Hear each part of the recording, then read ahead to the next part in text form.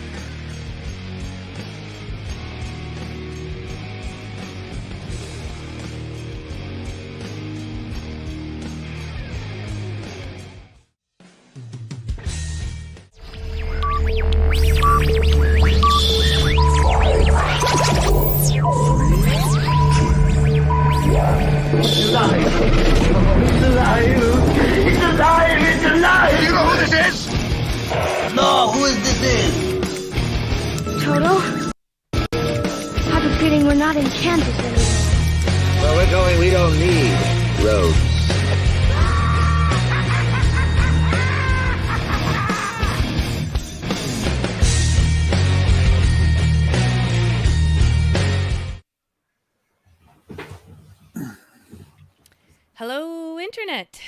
And Russell. Hello, welcome. Not focus. Right. Oh, there we go. How are we today, Internet? Yes. How is everyone? Hope everybody had a couple weeks off from the show, or a week off, technically. Although it's time's weird. Time's timey-wimey. Wibbly wobbly. Yeah. Yeah. Anyway, Internet, if you're just joining us, we are a tabletop talk show and podcast brought to you by Dungeon Studios, The Game. We go beyond live play and dive deep. Thank you for pointing up. Where is it? Yep. We go beyond live play and dive deep into every topic from session zeros to campaign heroes with lively debates, thoughtful analysis, and plenty of laughs. Our weekly podcast is the perfect companion for any D&D fan. You'd think at some point I might have that memorized, but horrible memory. We stream live and interact with our chat on Facebook almost every Monday. Missed last Monday, but every Monday at 7 p.m. Pacific, 10 p.m. Eastern. And partly mine. And about 2 p.m. New Zealand time. Yes. Yeah. So, also, just to give people time to kind of get onto the show and figure out where we're at, I want to remind everyone, if you watch our show, if you like our show, if you like what we talk about, please like, subscribe, share. I think I got that in the wrong order, right? Do people usually say like, share, and Mm, subscribe? I don't know. Maybe that's just your thing. Maybe It that's could how be. you do it. Yeah. Yeah, but share with your friends, folks. Share with your Facebook groups. Share with your group of friends. We'd love to get this out here and build our audience and share more with you so that we can do more. So please do that. Thank you so much. All right. So here we are. We're pretty much starting the Yeah. show right now. We're going to start off with our retcon rewind. Um, Retcon rewind. right. That's a good We sound don't effect. we don't have the thing for that yet, but Yeah. at the moment they're paying me to do the sound effects. Yeah. They don't pay me very much. Josh recently added another 0 to the end of my paycheck. Oh, there you go. Yeah, it's still 0. It's still, I was gonna say that's more than I'm getting. So funny. Anyway, so I want to address the big elephant in the room, or lack of elephant in the room, which is that Doc is still not with us. At this Doc. point, I am just going to create wrong answers only for why he's not here. And this Right. week, I'm going to say that we have locked him away in the dungeon, and we will not let him out until he behaves. So, Yeah, that's fair. yeah, Yeah, he's been very badly behaved, to be fair. very. Very badly Actually, behaved. very not. He is the best. I miss him so much. But yeah, wrong answers We only. need So his geek knowledge to really, float in some of our sections here. yes. Oh my gosh, the knowledge that that man contains in his brain I know. is fantastic. So Pop that's culture. retcon rewind number 1. Number 2, for those who watch us regularly, you might have noticed that we were not on last week. Last week was my birthday, and there was just some show mechanics stuff that was a little hard to kind of figure out to do live. We were going to attempt to record, but that didn't work out, and so we just took a week off, and that's okay because everybody needs a little me time, right? Yeah. So, and it's going to happen Thank you for sometimes, covering guys, my right? ass there, mostly there, Amber. Yeah. That's fine. I mean, it happens. There's been times we've not had to, we hadn't record or been live because Doc wasn't able to. I had my birthday. Sometimes it just happens, and even Critical Role takes time off, so that's okay. Right. Even them. Even them, and they put out so much content. So Right. if they can do it, we can do it. But we do appreciate you guys sticking around. Hopefully you guys come back after this missed week and stick with us, because we have a bunch of stuff planned for the next couple weeks. Yep. All right. Anything else for Retcon Rewind that I can think of, or that you can think of? Well, no, I don't have a lot for that. I was thinking about it. Is there anything I wanted to take back? No, Yeah. I'm still just as adamant about my various hardcore opinions as I have ever been. So yeah, no, Well, I'm not taking anything back. I'm not taking it back. There you go. yeah, don't take it back. But I am interested to hear, where you fall on metagaming, because you're going to have some stances, I'm sure, that people may not like or like. Like, Well, metagaming is hard. Yeah. Well, I mean, do we save this discussion for the metagaming discussion? Oh, we can Would you save want it. I just wanted to say that your stalwart opinions are going to be much needed when we get to that topic. All right. Well, you might be surprised. I'm actually pretty open to metagaming, Yeah, as it happens, but that could maybe be not the sort of metagaming people are expecting to hear about. To be fair, right. so Right. I'm having trouble getting my camera in focus today. That's a I bit know. I annoying. was just gonna say maybe I need to give you a minute. There we go. Oh, there we go. Nice That and looks a bit focused. better. Okay, Okay. cool. Thank you, camera. All Please right. don't So, die. everybody, if you stick around with us to the end of the show, not the end of the show, but later in the show, we will be talking about metagaming, good metagaming, bad metagaming, mediocre metagaming, all of it. Um, so, anyway, let's move on to our next segment, which is nerd news. Honestly, folks. Okay, now I know Russell has mentioned I do like show notes before the show, and I will put together tons of stuff. With 2 weeks worth of news, it was really hard to just kind of whittle things down because our show is already long. And so I just kind of whittled down to the things that I found interesting. There is plenty of nerd news out there, and there are plenty of other media outlets for you to get all your nerd news. So if we're not saying something that you think should have been newsworthy, call it out in the chat. We can talk about it. All right, so first couple of things. Last episode, we mentioned Joe Manganiello. And what's happening with, there was like an announcement that there was like going to be a D&D movie or something, and then we didn't hear anything else. So I just wanted to mention I did some research, and yeah, really, I guess no news is good news. No news is still nerd news. They haven't canceled it. I suppose that's a thing. So yay. Right. So basically, there will be a D&D documentary, which he is heading, which is slated for a 2024 release, Year of the Dragon. I don't know if that was intentional or not, but interesting.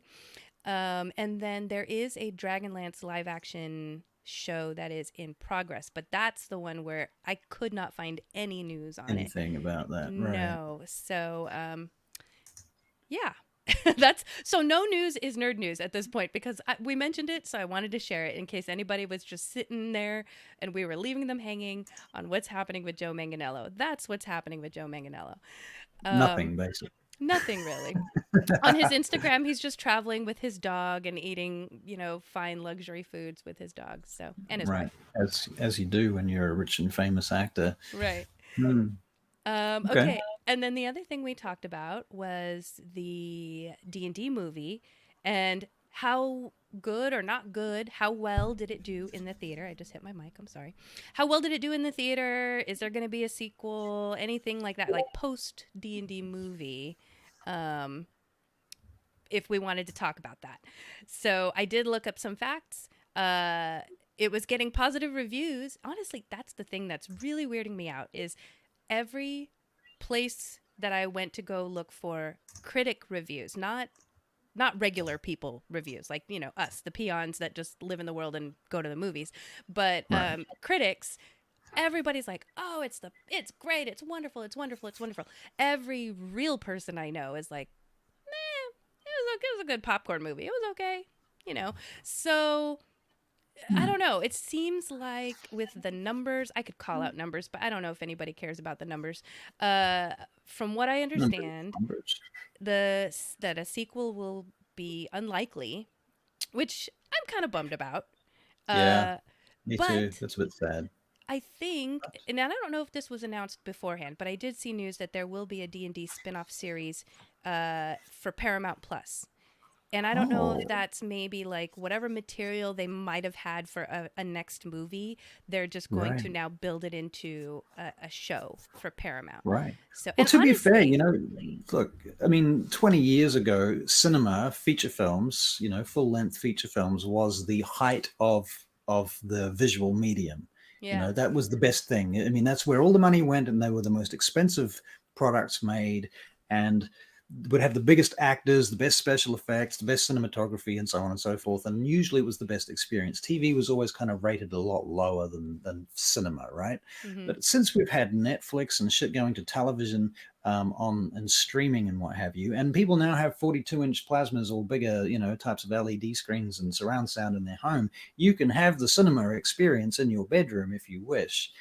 And now it feels to me like the television format, the episodic TV format, like The Witcher or Game of Thrones or what have you, honestly, it's kind of better than cinema now because you can binge watch stuff for, hours. And that's the point I was going to get to was binge watching is the thing now. And so a movie is just like one and done, and now you got to wait a couple years. But with binging, it's like you could watch it over and over again, or you could watch it all in one shot or stretch it out by a couple months. Like binge watching is the way to go. Totally. You've got choices, and you can pause it and go to the bathroom and make a cup of tea and get some snacks and what have you. And, you can change the volume. Last time I was at the cinema, I kept getting this urge to grab the mouse and hover over the screen to see how much longer it was going to go for. Really? Yeah, and of course you can't. Yeah. You like there's no way to find out the duration of the show, so it's like Yeah. that's a bit frustrating actually. It's like what Oh, the that's hell, so funny. Yeah, but right? here's the thing is I don't know why I'm such a stickler for I think what it is Paramount Plus when they first came out with their, streaming platform, I had already subscribed to, the Apple TV, Disney Plus, we've got Netflix, we've got Hulu, we've got all the things. And I was like, I'm going to be damned if I'm going to pay for another service. But at this Oh, point, sorry, Paramount keep is getting making it. What's wrong? oh, I keep getting loops. It's because I keep clicking on the stream and it refreshes it and then Oh, it unmutes it. I oh, I fixed see. it. It's all good. But Sorry, please keep.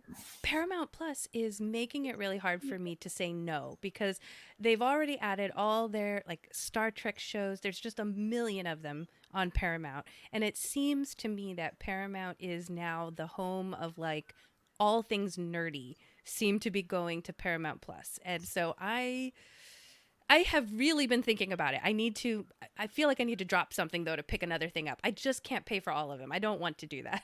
So Nah, we'll see. But with nah. a D&D show, for sure. I mean, Yeah, I'll right. pay for Maybe Paramount. it's yeah. Uh-oh.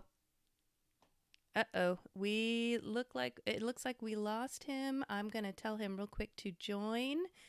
Rejoin. That's unfortunate, folks, but I will fill the airtime. I could do that real easy. Let me check the chat real quick. All right, so we have closed captions? Oh, do we have closed captions, Michael? I didn't even know we had closed captions. Maybe that's a Facebook setting that you have. That's amazing, though. Okay, here. We have him back. Give me 1 second, folks. Okay, hi. Technology. Technology. All right. Okay. I think we have you back. I was just reading some chat notes real quick. It looks like with closed captions, and I don't know if it's your voice or your accent, episodic Right, television is better than cinnamon. What, right. what did you say originally? Do you remember? Better than cinema. Oh, Right. The that's it. funny thing is, AI is interesting because, for example, if you buy a video game and you try to play it and it's got like voice activated commands, if I speak in my New Zealand accent, it does weird shit. So I literally have to speak in a Californian accent to make like Rainbow Six work. Really? Otherwise, it just doesn't know what the fuck I'm talking about. So yeah, it's a little American centric, I might say, Is it and is it that putting can be you on the frustrating. spot to hear you do an American accent? You want to hear my American accent? I can kind of talk like this is like my neutral Californian accent. If you want to hear that. Okay, I Or can. on the other hand, if you want to hear like Christopher Walken, there's kind of something like this. You know, we're just hanging out on a stream, talking some shit, and I don't know, whatever you want. I love it. Oh God, I wish I could do voices. Yeah, it's so Well, bad. When I try to do any kind of accent when I'm DMing, it almost always turns to Russian, and I've really had to try very hard to not make it sound Russian if I'm doing anything else. in my Vampire the Masquerade game, I have Al Capone as an NPC because he's a vampire in Chicago That's in modern amazing. day, and I just do Christopher Walken for him. He's That's that's Al Capone. that's Historically, totally amazing. incorrect, but it's fun. All right, so now that we have you back, now technology aside. All right, so D&D movie, Paramount Plus, D&D spin-off series in development. Was there anything else we wanted to talk about with the D&D movie before we moved With the on? D&D movie, well, I did tell you last time I saw it again recently, and you know what? It was still good. I still really enjoyed it. I did pick up a few little things. I mean, there's it's got some issues, but they're honestly so small that I'm not going to even bring them up because I don't care. I think Yeah, that if you start picking issues with the D&D movie, you're really nitpicking, and you either don't understand how films work, yeah, or you've just got some kind of bee in your bonnet. right. So I don't know. I got no problems with the D&D movie personally. Yeah, see, personally, I have to take a lot of those types of negative comments with a grain of salt, because I feel like, especially with social media, which is where you see that, Mm. it's almost like a contest for people to see, like, what's the most negative thing that I can say about this thing, because it's going to start a fire and everybody's going to want to talk about it. And so I have Right. to kind of ignore those comments. We have one of our voice actors from Dungeon Studios here in the chat, and she's saying she's going to pack her stuff and leave after hearing your accent, after your voice acting. Oh, I love it. don't do that. We Hi. can work So, together. That could be even better. yeah, Who knows? that's awesome. All right. So, All right. let me ask you. I don't know how much you're on YouTube, or how much you watch of YouTube. I'm sure it's other places too, but I see it on YouTube.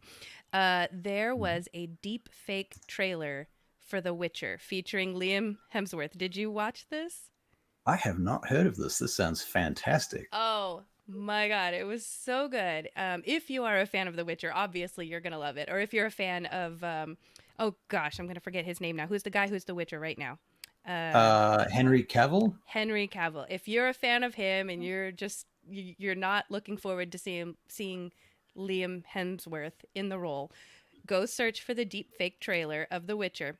And it is basically like someone took Liam's face from other films and Right. plopped his face onto certain scenes of the previous seasons of The Witcher. But his Right. voice is just I think it's his voice is still, anyway, I don't want to ruin it. It's they're trolling him hard, and it is Okay. really enjoyable to watch. So Sounds great. for some reason it made news, and the only reason I can think of is just because it was that hilarious that people were like, "You got to see this," and it made the news. So you reckon it's on YouTube, huh? Oh, it's definitely on YouTube. I'm gonna grab a link and post it in the chat. Oh, that's wonderful. That's a great idea. Thank you See if very I can much. find it. No worries. Yes, You keep everyone, talking, I'll do don't that. leave the show. Don't leave our show to go watch the YouTube, though. Like, maybe wait until the break or something. But no, Yeah, but right. even the break is great. Oh gosh, just watch it later, folks. God, the decision making of, like, what do we do? We're gonna share a link. Don't leave our show, folks. I know. All right. Well, while you're doing that, the other bit of news that I read, which I find interesting. Okay, I have enjoyed the previous Spider-Man movies, all the iterations of Spider-Mans. I have enjoyed them. Yes, what's his name? Tobey Maguire. It wasn't my favorite, but the Yeah. the movies were okay. They were Oh, good. good popcorn movies. It was Spider-Man. Right. And it was frustrating to me, even though those movies were meh, it was frustrating to me that they kept changing the actor, right? Like, Yeah. we get a couple movies Yeah. with this guy, and now they reboot the series completely. And now we get this guy for a couple, and then they reboot it again. And now here we have, oh gosh, what's his name? I'm so bad with names. The current guy. Everybody knows who the current guy is. And he's great. I think he's great.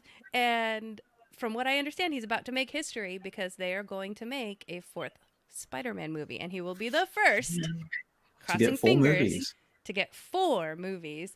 They're just waiting on the writers' strike to be over to kind of see where everything falls. But I'm very Those excited about writers. that because he so far is my favorite. He's great. And I'm sure Yeah. that's due to the writing, but I just saw the previous one. I haven't seen the new one, but I've seen the one before it, which so that would introduced be No the Way kid Home. Miles. Oh, you're Is it? talking about the cartoon. You're the animated one. The animated one. I Yeah. haven't seen that one yet. Yeah, I mean that was really good. I mean, as for a Spider-Man film, I was blown away, and it made me really think about like it. It gave credence to the idea that because it's an adaptation of a comic book, it really seemed to serve that much better than the live action films do. The live action Right. films are always like I'm watching a live action version of something else, and it's kind of it's kind of silly, to be honest. It's like You have why to are these people suspend. wearing these? Yeah, it's almost like you have Yeah, to suspend your belief. Yeah, more. yeah. But when you're watching it as an animation, especially this kind of really hardcore postmodern kind of pop culture type thing with hip hop editing and so on, it's really full on. It's really in your face. There's a lot of visuals to take in very quickly and a lot of sound, but I feel it serves the comic books better because it's closer to the original medium in a way. And Yeah, it doesn't. it felt So, like a comic. Right. So, despite the fact that you are suspending your disbelief, you're suspending it in a different kind of way because the universe is absurd, Right. right? I mean, there's people running around getting bitten by radioactive spiders and climbing up walls and wearing funny suits and shit. I mean, it's kind of absurd, let's be frank. Yeah. So, doing it in live action is like, it's kind of cool, but the animation version kind of harks back to its origins more and allows it to be more of what it is without that sort of strange transposition into cinema. Yeah. Cinnamon. I mean, cinnamon. That's right. You meant cinnamon. Yeah. Tom Holland. That's his name. Love that guy. Tom Holland. Right. Yes. Yeah. So speaking of Marvel actors, Mm. there was also a bit of news with Benedict Cumberbatch. Yes, I did hear that. You did hear about this one. Yeah, This, thought that was I mean, hilarious. it's not necessarily the fact. Okay, if you haven't heard the news, so he was attacked by his former chef. Attacked. His home was attacked by Yeah. by a former chef. Not even his. It's not like his personal chef, as far as I understand. No, It's just a just some chef dude.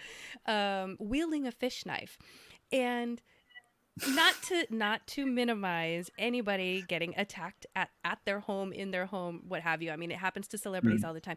But Yeah. the little tidbits that I was getting out of the news were so fantastical. I have to tell you about okay, I'm reading this, and this guy, he had no reason, as far as we can tell, as far as he's admitted, there's no reason why he did this, but he was apparently so angry. Not only did he tear the intercom down from like the entry gate to his property, but then he was also pulling plants up out of the ground, and then he kicked down the gate and shouted, "I know you've moved here. I hope it burns down." Okay, pretty. I mean, it's Sounds like he was hopped up on meth or something. right, like outlandish already. But and just, it's just wild to me that someone would do this, and it seems like a movie. But then he fled, and the only reason he was caught was because he left his DNA on the intercom that he ripped down. So they found Right. him. And Right. then come to find out, right before all this happened, he had apparently found a nearby store to this property, decided to buy a bunch of packs of pita bread, and then he told the shop owner what he was going to do, which is a little like, I understand if you were a shop owner and somebody said, "I'm going to go do this," you're like, yeah, get out of my store. Like, I understand why you wouldn't say or do anything or even take that seriously. But just for all of these facts that I read, I'm like, this is the wildest thing I think I've heard. It's not just some angry fan or someone that's even Right. worked with him. This guy's never even worked with him. Right. It So, is quite bizarre. It sounds like he had a bit of a break there, and yeah, maybe there was some drugs involved, perhaps. Yeah, I mean, I don't like the way that the press kind of handled it in the sense that they've really made it like he attacked Benedict Cumberbatch in his home. No, he right, didn't. He got as far as the gate, and right, he tore down the intercom, and he was very angry, and he yelled abusive shit over the intercom. He right. didn't break into the house and threaten him with a fish knife up front in personal. That didn't happen, but that's kind of the impression you get from these clickbaity headlines.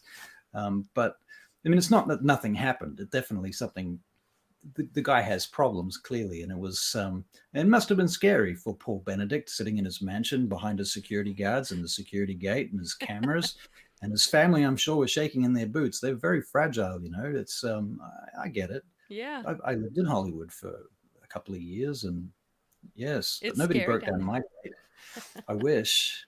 I don't have any stalkers. Well, you can always find some fishmonger and, just anger him a lot Right, and see if he follows right, you home.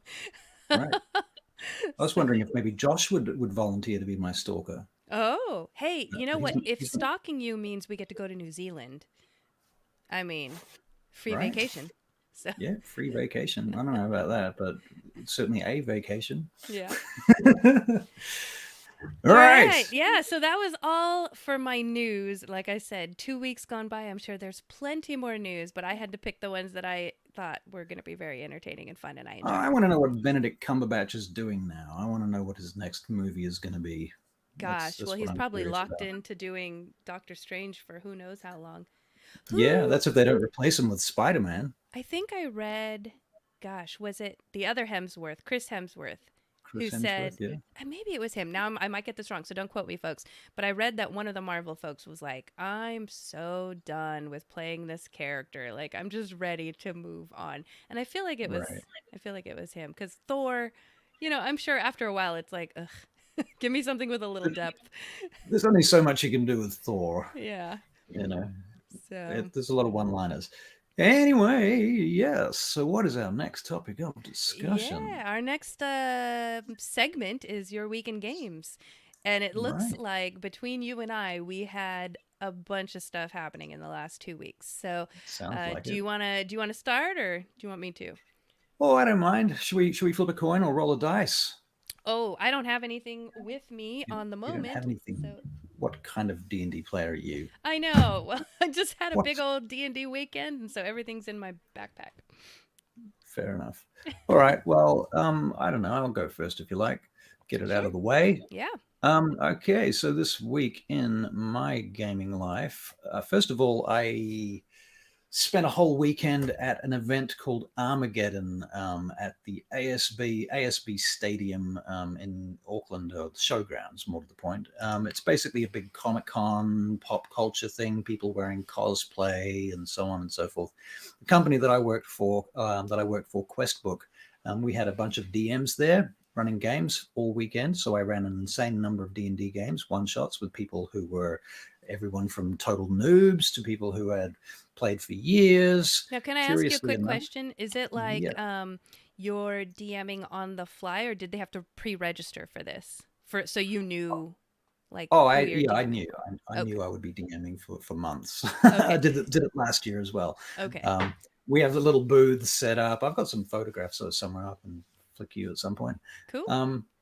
Yeah, so that was one thing, and so it was interesting because the funny thing is that the best game I ran over the whole weekend was a group of noobs who'd never played D&D before, and they took it so seriously and they made such good decisions. They were the ones who got the most out of the adventure. Like, they literally exploited the whole adventure and got everything from it by talking to the right NPCs and doing all the right things, not arguing amongst themselves, not trying to fight everybody, not trying to steal everything, you know. And they did a great job. I was really proud of them. That's So awesome. that was curious. Then later in the week, on Friday, I got to role play. Actually, no, I did get to role play once before this. I haven't role played as a player for like 3 years until very recently. And so at Armageddon, one of our co-DMs there, one of the other DMs, a fellow named Brad, was running Vecna Must Die. So it was a 1 hour Fun. one shot where we played level 12 characters. He had all this dungeon, what is it called? Dungeon Forge set up with LED lights and a Dwarven smoke Forge? machine. Dwarven Forge. I'm Yeah. sorry. Yeah, Dwarven Forge. Yeah, and it was an amazing setup, in this little room with lighting and so on. And we sat around the table and he had uncovered each room as we went through it. And it was an incredible setup, amazing. And we got to the end of it and we had to fight Vecna. And so it was a 1 hour one shot. We had a timer on a big screen at the front telling us, how much time we had left before Vecna was going to release the hounds, so to speak. Oh, wow. Destroy the universe, whatever he was going to do, his evil plot. And that had a lot of pressure. I was actually quite nervous, and I hadn't role played as a player for 3 years until that day, like a week ago. And when we got there, I managed to get the top of initiative. I was playing a paladin, 12th level paladin, and I rolled a crit. I did Divine Smite, Wrathful Smite, and a bunch of shit all at the same time, and I did over 97 points of damage in the first round. Wow. Yes, that was. But then Vecna, that motherfucker, healed it. Of course. Can you believe that? He healed my. I was like, The whole amount? Pretty much, Oh. almost all of it. Yeah, it was a little disheartening, but nonetheless, we did beat him, and we had 5 minutes left. So that was interesting. Then on Friday, I got to play my second role-playing game as a player for the first time in 3 years, so two quite close together. Where we were streaming on the Veingate Chronicles with the Veingate Chronicles crew, except that one of my players was the DM. Caitlin Flower was the DM, and we were doing this one shot. I think it's going to be a 3-shot, to be fair. I was playing a halfling sorcerer / bard, whose name, by the way, his name is Thomas Hardley. You can call him Tom Hardley, if you like, because he's a wee halfling and he kind of looks a little bit like Tom Hardy, but never mind. I love Um, it. so Tom Hardley was my character, and that was great fun. I haven't had so much fun for quite a while, and Caitlin was a great DM, and thank you, Caitlin. And if you see this, thank you again. I got the opportunity to play, and that was a great game, and it's still going. So we'll be back on Friday night. That's going to be Thursday for you guys in the Americans. Mm-hmm. So yeah, and a bunch of other D&D games. Honestly, oh, I'm very proud of this. I purchased this enormous map, Battle map. battle map. Yeah, it's Wow. one of the vinyl Chessex ones. It's the biggest one I could get, and it was Wow. kind of expensive, to be fair. But I'm really But it's looking forward to Chessex. using it. Yeah, it's Chessex, so Yeah. it's high quality and such like. Because the last one I got had the wrong sized squares on it because it was a fucking Warhammer map, Oh man. and I ordered it online and they gave me the wrong one. I was like, "Grr." Yeah. We're going to be running in an arena in one of my face-to-face games coming up in the next week or two. There's going to be an arena fight with the Red Fangs of Shargas. And so we're going to need that massive map to actually draw the arena and set it up. So I'm looking forward to that. What else? Did I have anything else to talk about? I don't remember. Armageddon, Vecna, Sunfall, new player in my vampire game. We're just ramping that up at the moment. They've had some encounters with Al Capone. In fact. I was gonna say I could start hearing walking coming out a little bit. Yeah. And what else? That's pretty much it. That's pretty much been my week in gaming overall. I played a one shot with my wife. That was fun too. We just did one-on-one gaming. How That fun! one-on-one business. Yeah. So, and you ran the one-on-one with your wife? Yeah. She was playing a rogue actually, which to be honest, that was kind of hard because we were doing it as a dungeon crawl rather than like normally it would be like if I was going to run a one-on-one with a character, normally there was a rogue, I would do some sort of more social role-playing kind of city-based thing. Mm-hmm. But we'd already decided that the reason we were doing this was to test the new map out. So needed a dungeon, but then she chose a rogue, so I was like, okay, we'll do it that way. So she did a lot of sneaking around and fighting water elementals and things and jumping across pools of water on cobblestones, and she got haste cast on her at one point, so she was able to do some pretty cool stuff. Anyway, that's enough about me. Let's hear about you. Wait, so before we move on to me, I think we wanted to talk about how people can find your channel and your games and stuff. You. Yeah, of course. Okay, so if you're interested in what I'm doing, I stream on Twitch on twitch.tv/rollstream, ROLESTREAM, spelled cinnamon. Just kidding. Don't spell cinnamon.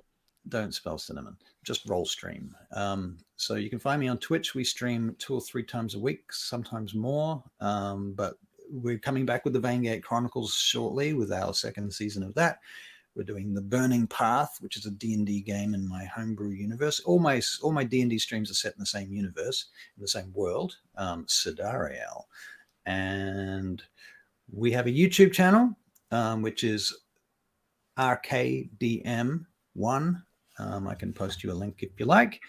And that has some how to play D&D type videos on it, which I put a lot of work into, frankly, and I would really appreciate it if you'd go and have a look and like and subscribe. In fact, one of those videos played at the beginning of this stream, thanks to Josh. Thank you, Josh. Some of them, I recommend the Charmed Condition one. That's my favorite one. But there's also an archive of all of my games. There's literally 50 game sessions there, 3 hours long each mostly, and there's a lot of hours of videos. If you just want to watch D&D videos of people playing D&D or Zoom. Vampire, which is why I've checked out some of his videos because I've been very interested in playing in Vampire. What is it? Vampire of the Masquerade? Vampire the Masquerade, Masquerade. Okay, yeah. I've been very interested in the idea, and so I wanted to check it out. And he's got tons of videos there.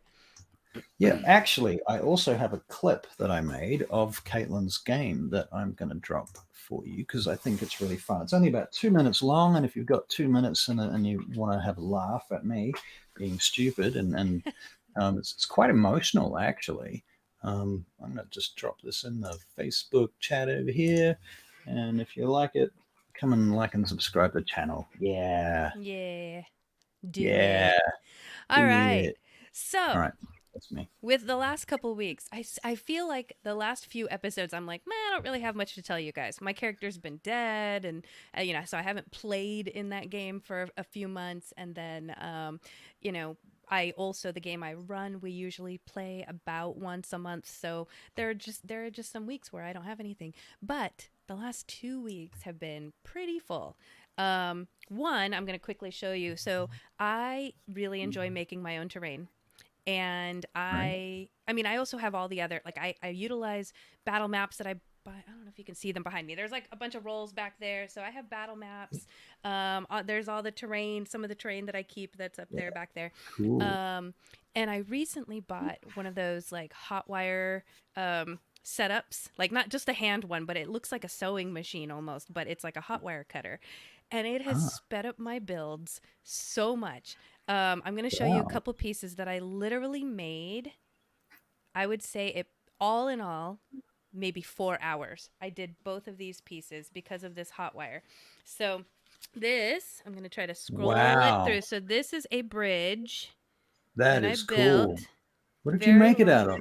This is all foam and Right, just cardboard. You can see polystyrene. the underneath is cardboard. I had some, Wow. I save a lot of the cardboard from any packages I get. And Right, then yeah. my husband, he kills me because he hates it, and I just have to squirrel it away somewhere so that he doesn't throw it away. But I save like all kinds of styrofoam, all kinds of things that come in. Sometimes like Cool. containers that you buy, like fruit containers. I'm like, oh, this is an interesting shape. I'll just put it aside for a rainy day, and then I use it later. Right. So there was that Wow. bridge, and then this is the piece I'm really excited about. Oh, Oh boy. oh, we lost your voice there. Yep. Sorry. Oh no. Okay, things are gonna fall off. Wow. All right, let's see Holy if you can crap. see here. All right, Fuck. so a big old ruin. Wow. Oh, I'm gonna get it more on camera here. It's kind of That hard is because my mic. There we go. amazing. Yeah. So this You can see it. Yeah, it's this huge. is like a mountainside ruin. Hold on. Yeah. That is cool. Yeah. So I built these two pieces, like I said, and painted. I mean, literally from start to finish, maybe 4 Yeah. hours. Because of this hot amazing. wire cutter, it's just bing, bang, boom, and then glue, and then spray paint, and then do a little Wow. wash on it. Boom, done. How much was the hot wire cutter? I'm intrigued now. I want to figure this Gosh, shit I out. got This it is on amazing. Amazon, and I want to say maybe I'm gonna say it wrong because I don't remember how much, but I want to say it was like maybe $70, $80. But yeah, it's Right. amazing. So anyway, Wow. so that was part of my 2 weeks in gaming. Was I was building this terrain. Yeah. Have you considered streaming it while you're making it? Honestly, I have thought about it, but I don't know. I guess I should. Here's the thing is I should. Because you're not the first person to say that. I get the sense sometimes there are people who put a lot more work into their builds. Yeah. I hate painting. And so I love constructing it. But once it comes Right. to the painting, I do the shittiest job, the quickest slap chop job to be done Sounds like with it. me. And so that's Right. the part where it's like, if everybody wants to see the build part, I can do that. And then when it comes to painting, I'll be like, hey, go check out this guy when he paints and you can do it that way. Right. Well, that's So, fair. hey, Michael, thanks. He said it's awesome. So, Yeah. yeah, so I love Good building the stars. terrain. I just don't love painting. So maybe Well, I will do a video. I've never built terrain. In fact, I have considered making a video about terrain because I've got a friend who spent 15,000 New Zealand dollars on Dwarven The Forge Dwarven terrain. Forge? Yeah. Right. And it's amazing. I don't have any issues with that. I mean, we can talk about that actually, but Yeah. I'm like, I got a bunch of paper and I got my crayons and my scissors and I drew some wall terrain in gray crayon with some lines and stuff, and it took me 5 minutes and it works perfectly and it cost me nothing. Right.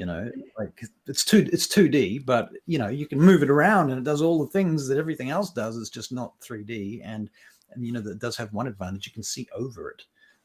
So there's that. Yeah. And it costs nothing. See, but that's nobody that's wants to hear this. I had thought about because I was, long story short, I was thinking about doing this, recording these, Right. and Yeah. my whole platform would be like everything I do is super cheap. It is all Yeah. reused materials because Yeah. I'm just cheap. I don't like spending That's that kind of great. money. So this That's right here, perfect. this part, which Yeah. was the top of the ruin, Wow. this was some kind of a cardboard Right. thing that was protecting something that I ordered that I don't remember because I've been holding on to this for years Right. probably. But now it looks like a dwarven rooftop or Now it's a something, you dwarven know? rooftop. Right.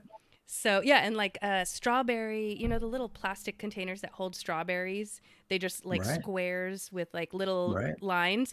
Right. Turn it over, spray paint it, gray, black, whatever, and now you've got a whole jail cell. Like boom, one. Right.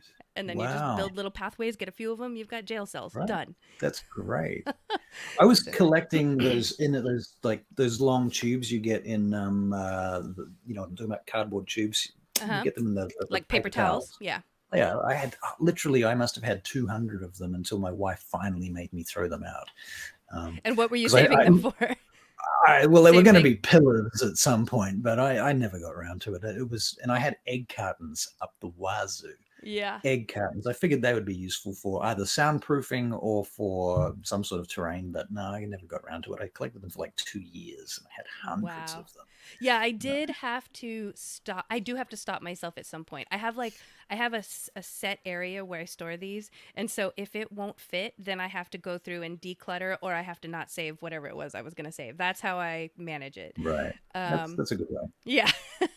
So Yeah. cool. Hey, guys, I'm going to have to show you some more of these then in the future. I've made a bunch of I have Yeah. Pringle cans made Absolutely. the best things. Anyway, we can move You could on. have a segment every week I could have about a this. whole. Actually, Doc kept pushing me. He really wanted me to do that. I never thought that stuff Well, now was I want good. you to do it too. So now there's at least 2 people asking you to do it because it All is right. good. Cool. Yeah. Thank you. No worries. So that was part of my 2 weeks in gaming. Mhm. But so here's the thing. So I made those 2 pieces because I knew that the party I'm running for, they were going to go to one of 2 places. So I was like, perfect. This place is set. I have an encounter ready. This place is set. I have an encounter ready. What do? What parties usually do? Something else. Well, the thing is they know they're getting into the end game and they're like, you know what? This guy, we haven't gone into this guy's backstory. Let's go there. And I'm like, okay, guys, end of the world is happening. The end of the Right. world is happening. You're on a set timeline. And they're like, yeah, but Right. it's on the way. And I'm like, okay, end of the world's still happening, but if you guys want to go over there, sure. And so Yep. they're going to a completely different area, and on the fly, I'm like, oh, this is wonderful. I never thought they were going to, because this character, the character's backstory is my husband. He plays this Goliath who's kind of a very quiet, prefers not to talk, prefers not to be seen. He's actually very stealthy, but he's not a rogue. He has like a couple levels in rogue. He's more like God, what did he? He's a gunslinger. That's what it is. He's a gunslinger, Goliath, who has a few levels in rogue, and he just likes to be in the forest by himself with his dog, kind of thing, and just nobody talk to me. And he wasn't part of his tribe since he was very young. There was a whole thing about that. Like he left. Him and his dad left, and so he was raised with this other kind of artificer guy, which is how he got into guns. So everything melds and makes some sense. But he never seemed interested in going to back to his homeland. So I never really built out anything for like Goliath tribes and structures and where do they live and how they I mean, I have a general idea, but I like to be over prepared. So I want to have all that stuff built out. And all of a sudden last minute they're like, "Hey, we don't know anything about his backstory. Let's go over there." So I was like, wonderful. This is good for my improv skills. Okay. You see this, so anyway, it was fun. Yeah. It was really, really fun. They enjoyed it. But now I have more terrain to build before the next game because Oh no. yeah, so now I got to Never imagine ending. what their society looks like so that I can build it, and I'm still thinking about that. So Right. when I build Do it, you you- guys will see it. Do you use Roll20 much or VTT at all? I've used Roll20. I get really frustrated with the online stuff, and I think it's because nothing that I can make online seems to match what I can see in my head, other than if I Right. make it with something physical. Right, sort of Yeah. 3D terrain. Yeah, I Yeah. mean, it's certainly it's you. I mean, you can draw vague outlines and stuff, which seems to be, to me, honestly, keeping it simple tends to work better as far as I'm concerned. Which is one of the reasons I use a vinyl map with pens, because I can just draw Right. how it is, and I can explain it on top of that, which kind of helps. And I use theater of the mind most of the time if I can help it. But I am curious to know, if have you gotten to the scene that you were talking about, where you're going to have the giant creature and the terrain and the moving and the running and the jumping, and we were talking about that a couple of games back, and I was The suggesting dragon that you turtle? have. Is that what it was? You were going to have a. You were going to have. I suggested that you move the terrain across the map rather than trying to move the Oh, that. creature across the map. That was yeah, we were talking about building like what did we talk about? Was that during the world building episode? I can't remember what episode that was now. But yeah, that was like a Goliath creature, yeah, where they were going to be, and there were birds maybe kind of flying around it. Yeah, That's right. Yeah. that I'm probably saving for a one shot or a next campaign, because at this Okay. point, um, The end of the world is a it's bit too the end of the close. world, and there's very specific places and Right. things that they will be going doing. So Right. Has to happen. yeah, Right. but I Is but this I this is a homebrew campaign that this is a you've homebrew created this? campaign. Yeah. Right. Yeah. Cool. So I'm The really, best. really excited. And I already have, like, I know it's going to take us a few months to get to the next campaign. And so I already have a couple one shots where there's like unresolved plot lines in this campaign that we can turn into like one shots as we're waiting to start the next Cool. campaign. So I That's will still great. have things going on. It's going to be good. Awesome, man. Thank you. Yeah. So, okay, Fair there's that. enough. And by the way, Avery, thank you so much Yeah. for the words. And Josh, he's saying do it. So, I guess if Do I it. have the CEO's approval, then we're good to go. Right. All right. So the next thing. I would Oh, like to say one thing to Josh, though, if you're watching. I'm very unimpressed with Dungeon Studios' makeup department. They missed this spot here, and I'm feeling a bit self-conscious about that.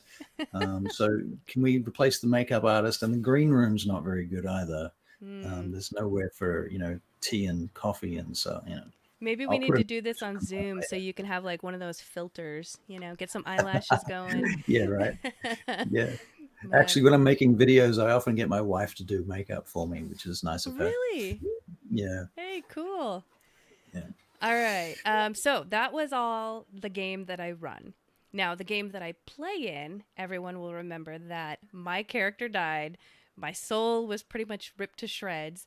My understanding is that they tried to revivify me, but there was nothing there to bring back. And so then they went on a quest to find a wish so that they could wish my soul back. And then they would have to do the revivify. So it was like a multi step process. Right. And for that time being, I was out of the game. I could have played as like a some other character, but I chose not to because I liked the idea of really not knowing what was going on. Right. And I think I mentioned we have notes on the game that's on a shared drive, so I can always go in and see if they took Right. notes. But notes But are that would be metagaming, yes, and that would be metagaming if something we're going to talk about we are later. going to talk about that. Now you have to, I have to, since I read the notes, never take Yeah. any of that into account. But it was Right. really hard. Not I didn't want to read the notes, but literally every session they are all texting me, do you know what happened? You need to read the notes. And I'm like, do I? The whole point of me not playing is so that I don't know what's happening. But okay. Right. And there were some Right. really fun moments in there that I'm like, man, I wish I could have been there to see that. But they eventually got this wish. And so after the last session, I think I mentioned that it was up to how they worded this wish. It could affect how my character is from this point on. And I'm afraid to go into too much because they might be watching. But They're going to basically, resurrect you as a goblin. it wasn't changes like that. It was more like in my personality. So my Oh. DM basically reached out to me and said we need to talk. Gave me some keywords and said, I'm leaving this up to you on how to role play this, but here's what they said, here's the words they focused on. You interpret this how you will, and but you are no longer the way that you were. And so role play this how Right. you see fit. So it took me Right. I mean, I was really up for the challenge. I really loved it. Um I God, I wish at some point I will be able to talk more about this because I really want to, but I just don't want to ruin anything for the rest of the players if they're watching. Right. Right. Because Yeah. they're basically, we had this session last Saturday, and they knew that there was the potential for me to come back differently. So I think, again, with metagaming, they don't want to play that they know, but the players know that something's Right. How gonna could be they off, not? right? And Right. so there was a lot of them probing my character, going, "Hey, is everything okay? Are you okay? Do you feel all right?" And I was like, "Yeah, actually, I feel okay."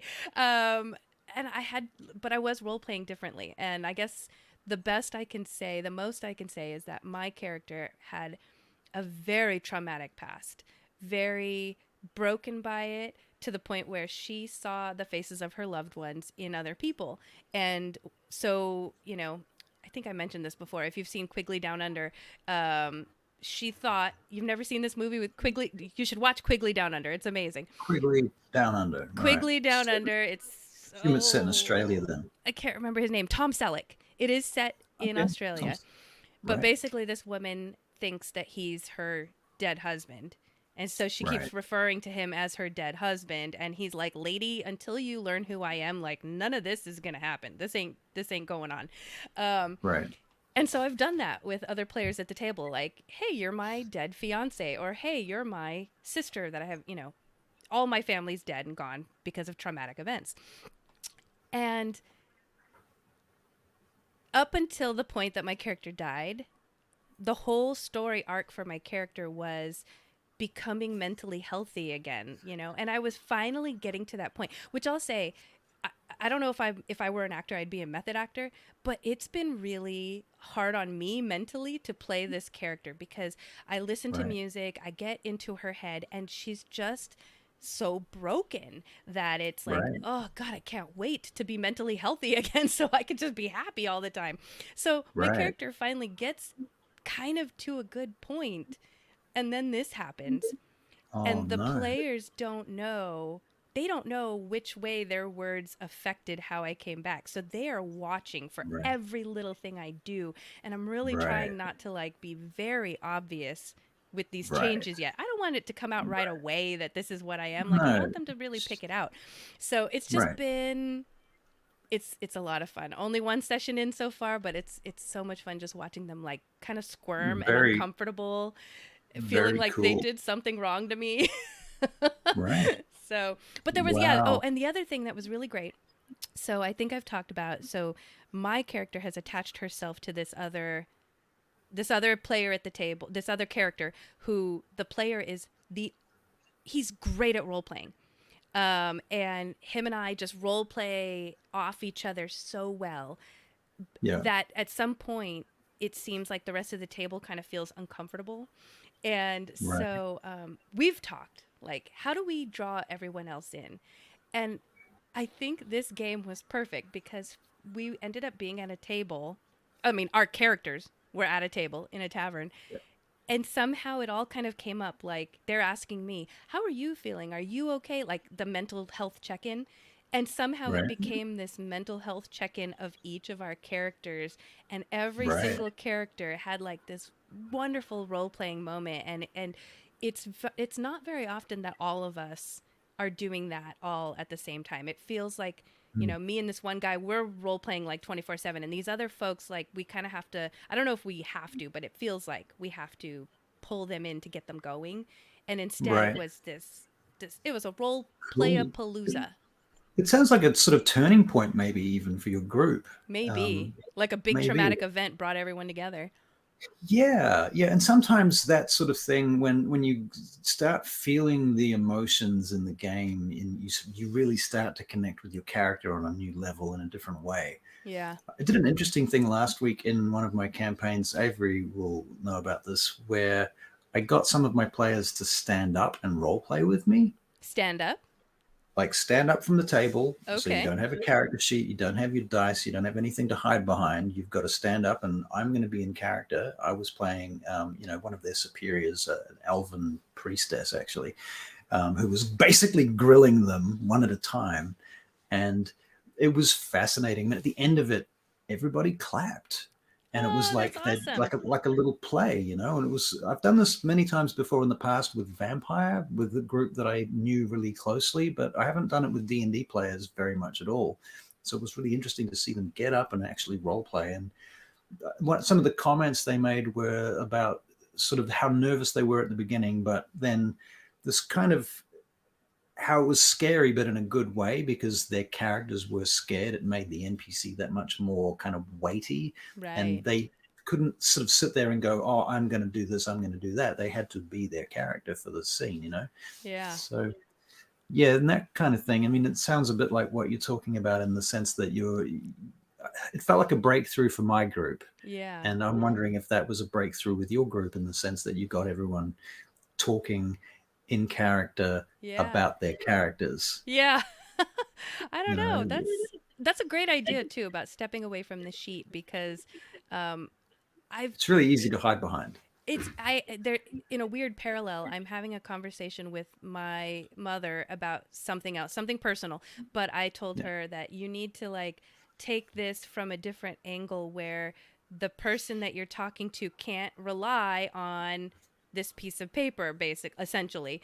You right, need to ask a question instead of like saying da da da da da. You need to ask a question and that person has to respond, and guess what, the answer isn't on the paper, that person has to respond. It's so funny right, the similarities right now. But right. anyway, okay, so uh what was the other thing? Oh, that was the other thing I wanted to share real quick. I don't know why I'm raising my hand, but uh, I'm wearing for this whole character rebirth thing. I'm wearing this set of feathers here Uh-huh. because in the revivify ceremony, they so my character does a lot of like uh, uh, whittling on wood, creating totems. She kind of forages like in the forest and gets, feathers a lot and sticks them in her hair. She's very tribal. And so in the Revivify, they used like feathers and stuff to as like a symbol to like help bring me back. So I'm wearing this one for one of the character that I have pretty much attached myself to. He made that, and then this feather here is kind of blue. I don't know if you can see that, but Yeah, yeah. the character in game, Pretty. Yeah. yeah, it is like a blue feather thing. So anyway, just It's wanted very to cool. a little tribute to that. I did notice those, and I was wondering if that was your new look. I was Yeah. like, that's interesting. I Nope, didn't want to just say in anything. I tribute. thought, well, I want to, you know, Yeah. yeah, So, cool. all right, that was a lot. But guys, that was 2 weeks worth of gaming stuff. So to boil it all down, let's see. Russell bought a map. Go to his YouTube page. Go to his Twitch. Russell bottom that. That was my big thing. And I made terrain. And apparently I'm Yeah. gonna make a YouTube channel out of it. I don't know. I bought a So map and you made terrain. That yeah, makes me look pretty sad, doesn't it? so funny. All God right. damn it. So anyway, You win. huh? I win. You win. You win this week. Next time. Oh, next time. Yeah, we'll have to have a competition. All right, folks. So we are at the midpoint of our show. We're about to go on a break. But first, I just want to remind everyone, hopefully you're enjoying what we're talking about and laughing along with us. So if you do, please like, please subscribe, please share with your friends and your groups and your mamas and your papas and everyone. In the break, if you guys stick with us, we have a new music video by the Water Striders, which is really fantastic. Very catchy Cool. tune. I really enjoyed it. So hopefully you guys do too. And then we have a few deception checks for you, which again, really, really fun. Real people, real calls, real deception. I don't know how they get Probably away with even it. illegal. Well, Yeah, that's probably what I was gonna illegal. say. Oh my gosh, it would give me so much anxiety to do a prank call. I was never a bad kid, so I don't know Couldn't do it how either. people do it, but I couldn't do it. Yeah. Oh, it It's just gives me hilarious. so much anxiety to even think about it. But hopefully you guys enjoy it because they are funny. So we're going to go on our break. We'll see you back in about 13 minutes. And when we come back, we're going to talk about metagaming. Is it good? Is it bad? What can you do about it? All the What things. even is it? What even is it? What is it? Yeah. Do you even metagame? Do you even? Do you even metagame? Yep. Yeah. All right, folks. So I hope you All guys right. enjoy the Water Striders. We'll see you in just a little bit. Yeah. Uh-oh. There we go.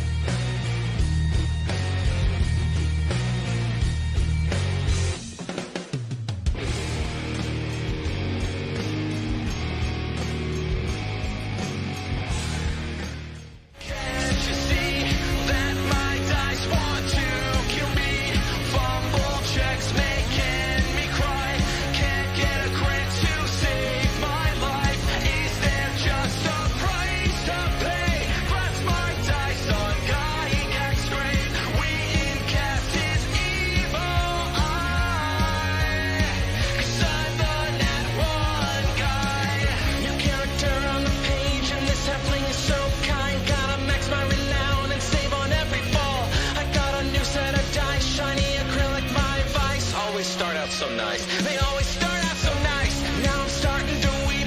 My rope whips every stab. All these rolls are a joke. I should wave the white flag. With my movement I fled, but then I hear a click, and all I see is red as I fail with my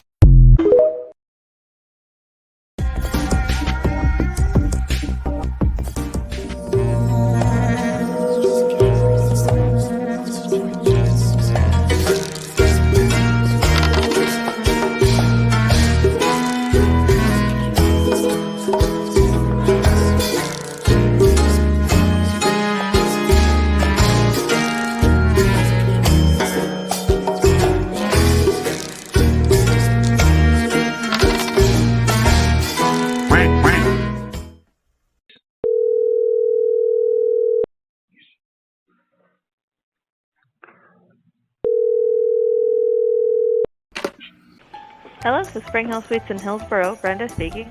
Hello, this front desk? Mm-hmm. I am Grigory Levushka. I am 87 years old, and I'm here to this country to visit my great nephew. So I stay at your hotel, yes? Are you asking if we have availability? I am not pleased with stay at hotel. Number one. Oh, you're not, please. Why I'm you sorry. why you no clean room? It stink like orc piss in here. Like camp of filth. I am so sorry. What room are you currently in? Number two. Next door neighbor bang on walls. Like how you say to owlbears. They fighting. You know, owlbear. You're in room 2? And number three. The toilet growls like beast. Is giving me stink eye. Is make very uncomfortable for me. You know? Basically, bushka. Would you mind continuing this conversation on your room phone? So you help me? No. With the housekeeping? Da? The toilet has teeth. It have teeth. Why have teeth? Is normal? Yeah. Is normal. I'm sorry, sir. I'm not entirely sure what's going on. If you wouldn't mind coming to the front desk, I wouldn't mind assisting you. I do there as quickly as can. But if Sounds good. you follow the sound of what sound like two owlbear making love on second floor is no good. Alright. See you soon. Thank.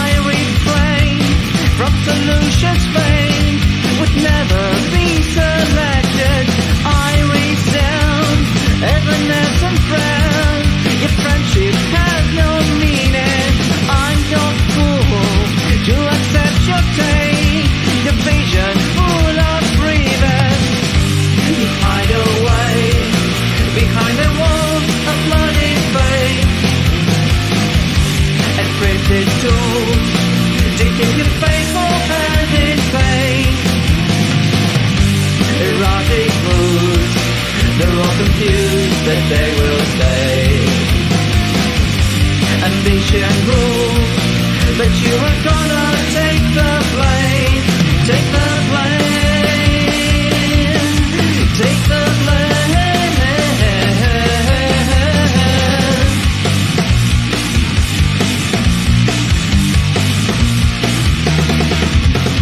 I resent your agnostic face. You're making too much meaning. Down to earth, all the things you say. There's just a lack of feeling.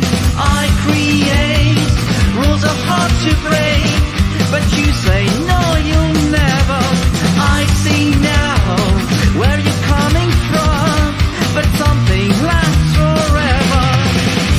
You hide away behind the walls of blinding faith, encrypted tools to keep you faithful and in faith. Precision fools, humiliated and ashamed. Ambition rules, mortification and disdain.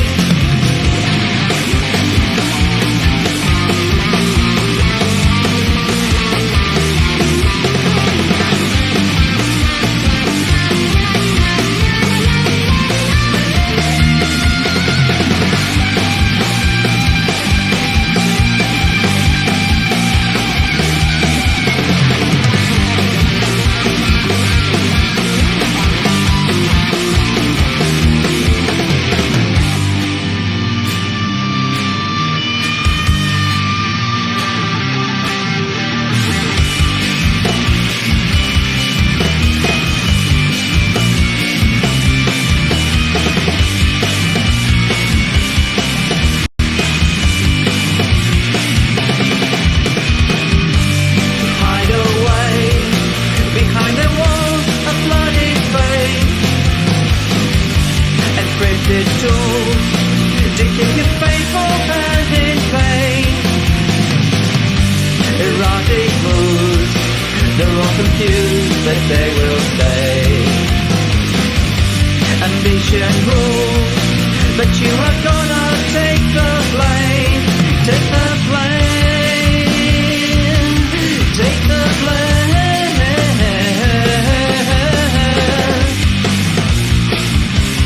Take the blame. Take the blame. Take the blame.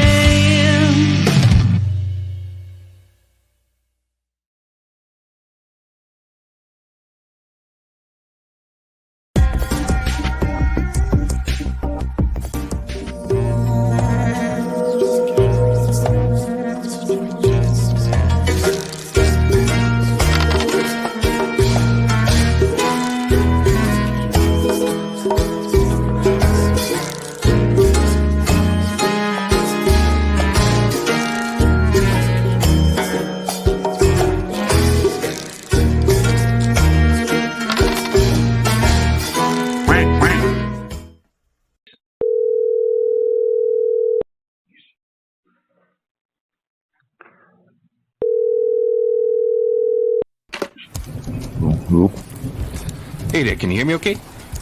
Yes, I can. What can we do for you? Hey, I'm Vic, Vic Mascatoni, and my crew and I, we got us a heist up there at old Aldor's place in a couple of nights. Now, All right. we're trying to slay the dragon on this one, if you know what I mean. So what I need is a few high-quality lockpicks, you know. None of that cheap crap that you sell the commoners. So what's a rogue got to do to get a good lockpick? What do you got for me? Well, we don't sell parts, but if you're needing help getting into something, we can send a technician out. Ooh, that's even better. So I tell you what, you send them up to Aldor's, right? You bring the lockpicks, right? We'll cut you guys in on the heist. Do it 50-50. All right. Is this heist in a car, a house? What are we It's up at old out of? Aldor's place. He's sitting on a mountain of gold up there, and we just need to get in there and fill up our bags with as much of that gold as we can. You know what I mean? But you bring your lockpicks, you show up, we'll split it 60-40.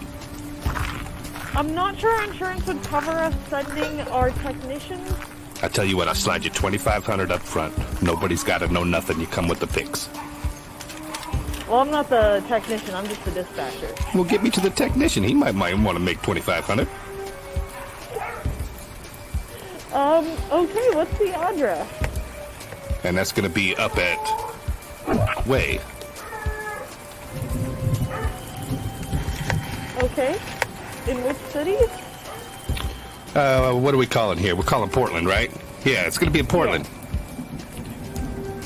You said way? That's correct. It's exactly how it sounds, ma'am. Yeah. Alright, is there a business nearby? I'm not able to pull that address up. Well, you wouldn't be able to pull it up because it's old Aldor's place. And he keeps it under tight lock and key. Why we need the picks.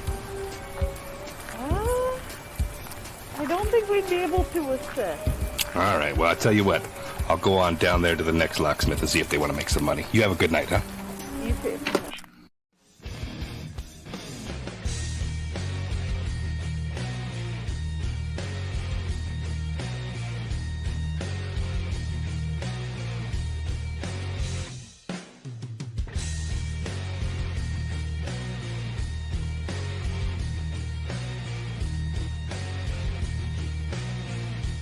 All these dice, my bank account busting. Never have enough, all of my friends judging. This one's oversized, this one hurts the most. Managing my heart, are you taking notes? Just once said and you're well on your way.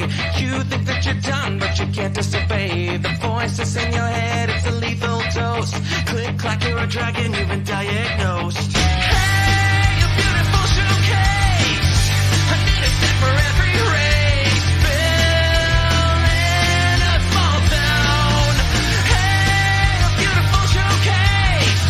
A set for every classic grade. Hundreds raining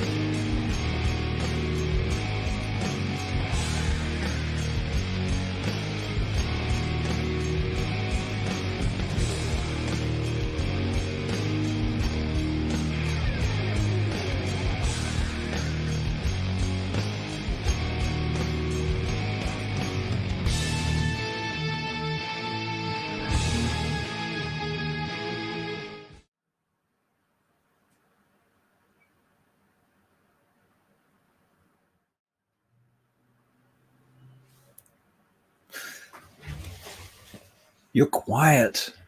You've gone quiet. What's forgot going to- on? I forgot There to we- unmute my mic. There we go. You're back. Okay. All right. Rookie That's mistake. Rookie mistake. All right. I hope you guys enjoyed that worries. video from the Water Yeah, that Striders. was- That was really cool. That was awesome. That was the sort of like bardcore. Yeah. Yeah. And Kinda. have you seen, I know we talked about this last time, but that dwarf metal Yeah. band? Yeah. I think it's just becoming a thing now where like we can just make metal Right. about all our nerdy stuff and people love it. Right. So, Hilarious. all right, folks. Well, I hope you stuck around because now we are going to be getting to our topic of metagaming. What is even metagaming, right? What is even metagaming? So I'm sure everyone kind of has their own definitions for it, right? I view it, I think the general view anyway, correct me if I'm wrong, is that it's knowledge, using knowledge that that the player has that the character wouldn't necessarily have, using that knowledge in some way. Right. I mean, back in the old days. Now I'm going to reference a book here. Hold on a second. I get this stuff. There was this book that came out many years ago, Role-Playing Mastery by Gary Gygax. Right. This was a while ago, obviously, because he'd be dead now. And this came out in the late 1987 was when this came out. Now, we didn't use the term metagaming. That wasn't even a word. Nobody used metagaming. But what he did say in this book, which was kind of common sense to most of us, was that player information is not character information. There's like a whole I can't remember if it's a chapter or a paragraph in there, but it basically covers the topic of metagaming. And so, yeah, player information is not character information. It's that Right. simple. Right. Yeah. Okay. So I think it sounds like in general we pretty much agree on what metagaming is. And I went out to the interwebs before, I think it was maybe a few days ago. I went out to the interwebs, posed this question to various groups. What is metagaming? Is there good metagaming versus bad metagaming? How do you combat it? Whether you're a DM or a player and vice versa. Got a huge response. I don't even think that I've gotten a response that big since the beginning of me being on this show and going out to the interwebs and asking people questions. So Right. apparently it is a hot button topic with people. And Right. that's why I'm like, between you and me, we're probably going to piss a couple people off tonight, and that's going to be okay. Yeah. So I'm just That's what I'm here for. putting That's what I that- live for. putting that warning out there right now for everybody. You may not agree with us, and that is okay. All right. So, yes, player It's not knowledge. okay. I think it's okay. Are we going to argue now? This is it. Let's do it. But everyone seems to agree to that metagaming, certain types of metagame, let's call it the bad metagaming, breaks character, breaks immersion, breaks the fourth wall. And I think that's why there's a lot of opinions on it, feelings. Right. There's a lot of feelings out there on this. Right. There's Right. some very classic examples too. Yeah.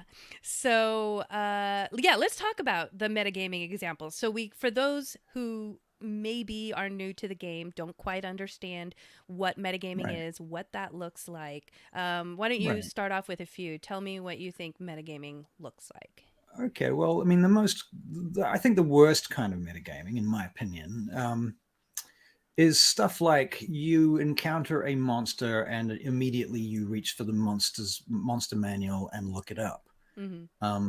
That's metagaming. That's very simply, obviously metagaming. I mean, and if you're a new player and you don't know the monsters in the monster manual, you may be tempted to do this. You might be, oh, we're fighting a blah blah blah. Look it up. Oh, what are its weaknesses? What are its strengths? How many hit points does it have? Oh, it's got an armor class of blah. That's what we need to get to hit it. Oh, we're in its terrain. It's got legendary lair actions or some shit. That is the worst kind of metagaming. One of the worst kinds of metagaming, at least. And that's generally frowned upon if you don't know. Looking up monsters as a player, even if you are a DM and have a monster manual of your own, which you have read, when you're playing, in my opinion, you put it to the side, you leave it at home, you do whatever, but you do not pick it up, you don't go through it, you don't use that game knowledge that your character doesn't have. It's the most classic example is like, oh, you're fighting a troll. Now, almost everybody knows that trolls can regenerate and they can only take pretty much fire damage is one of the main things that does any serious damage to a troll, right, in D&D. Mm-hmm. But how many people have you ever met who are like, oh, we're fighting a troll. Oh, right, we're going to use this, that, and the other thing. Light your torches, get out your flaming sword, pull out the fire bolts and the fireballs and the fire spells and all of that shit. And it's like, how does your character know that a troll is vulnerable to fire? You wouldn't know that. So especially if your that's where- character's like, some cleric from a hobunk town that, there's got to be some in-game Right. reason why your character Right. would know this. Now, I mean, there are sort of exceptions to it in the sense that, okay, well, maybe your character has heard stories about trolls. Can I make a history check? Maybe there's a history check that you could do, and maybe the DM's going to say, okay, well, you heard a story from your great-great-grandmother once when you were sitting around the campfire, and she told you about this time the trolls attacked the family, the blah, blah, blah, and, we eventually figured out that by setting fire to the town caught on fire, and we realized that the troll was not regenerating anymore, and So, I mean, maybe there's a story like that you can throw in there with a check of some sort, or you could make perception checks or intelligence checks to notice that they're regenerating, and maybe you might start figuring the information out, but you don't start with the information. Yeah. That's my opinion. Other types of metagaming. Well, so I wanted to tack on, I had typed something in the notes just in case, because I didn't want to cut you off, but you said something, and I don't remember the exact wording, but it was something about like, even if you're a DM, even if Right. you've done, even if you have the experience, let's say you're a longtime player, Mm-hmm. even if you're not a Right. DM, but Yeah. you're a longtime player, you've encountered dragons before, you've encountered trolls before, it is hard as the player Yeah. to separate that, to compartmentalize that knowledge and Right. go, my character doesn't know this. And I'm going to use an analogy here, which it's blowing my mind that I've never thought of this until now, and I think it's because of some combination of words you said made me think of it. Uh-huh. Have you ever partaken in jujitsu, Brazilian Yes. jiu-jitsu? I'm not Brazilian jiu-jitsu. I did do jiu-jitsu for about 2 years at one point. Okay, I did I'm taekwondo sure before that. the principles are probably the same, but I was in jujitsu for a while. Ended up not continuing with it. Obviously, made it to blue belt. Mm. But what I remember learning from jujitsu was, I remember as a white belt, you start up, pretend you're a newbie player, right? You're a Right. peon. You are absorbing all the things. You're learning massive amounts of Very fast. knowledge very Yeah. fast, and then you make it to blue belt and you pretty much know enough to be dangerous. What you don't know yet is that the most important thing about jujitsu isn't the power that you have or the knowledge that you have, it's knowing when to restrain yourself from Right. using all of that. That is the Right. real Yes. experience Yes. there. That is a And great that is analogy. right. I don't know why something you said just unlocked Right. that in my brain. And now this makes sense to me. And metagaming Right. as a player, even a new player, as much as they will try not to metagame, it's going to be really hard because you know that red dragons do this and black dragons do this and trolls are, susceptible to Yeah. fire. But Yeah. really the real cream cheese of this role is when you can play as the character and go, yeah, but my Right. character doesn't know that. I'm just going to go into this blindly and do it anyway, even though Right. you know it's bad. Your Right. character should still do that because Yeah. it's And fun. It is and fun. that's the fun part, right? Is to go in there and if there are other players in the group, you don't need to let on that Hmm. you need to be, everyone needs to be on the storyteller's side, everyone needs to be on the DM side in that respect, because everybody is participating in the story. You're all storytellers. Yeah. Everybody at the table is a storyteller, and you are collaboratively telling a story. I mean, unless you're there to run a game simulation like World of Warcraft, in which case I suggest you go and play World of Warcraft.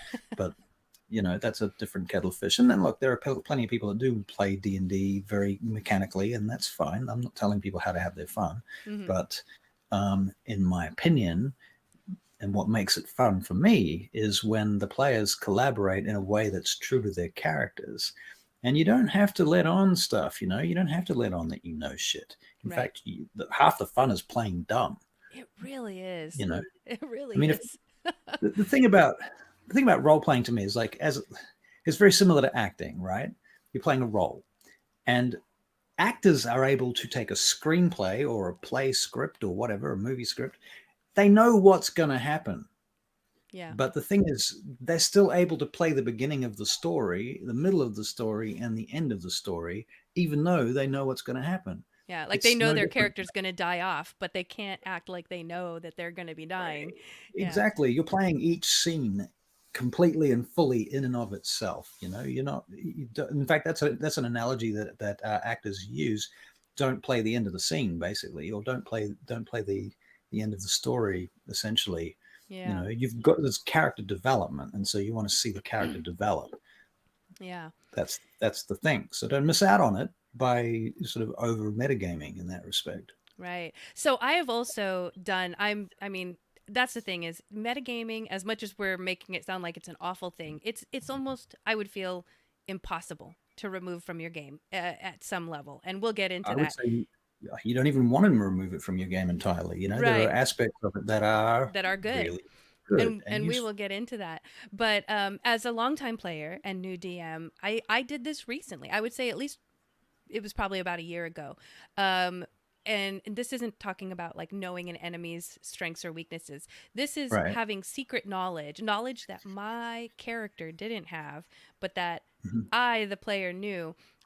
We were doing a quick shopping episode basically before we were heading to like no man's land, and we knew there was going to Right. be no supplies, and we had like maybe 2 or 3 heavy role playing sessions in a row, and remember they're monthly, so that's like 3 months without a battle. and I think we were all kind of itching to like get to a battle. But the rest of the players being who they are, and not that this is a bad thing, but they were just up to some shenanigans and they wanted to fuck with this other player. They were like, oh, he's gonna go out and buy this thing, let's do this and do that, and let's like, they were basically pulling a bunch of pranks in game. Yep. And while that's fun, me, Giddis, the player, was like, oh my God, I'm so done with this. I want to go fight something.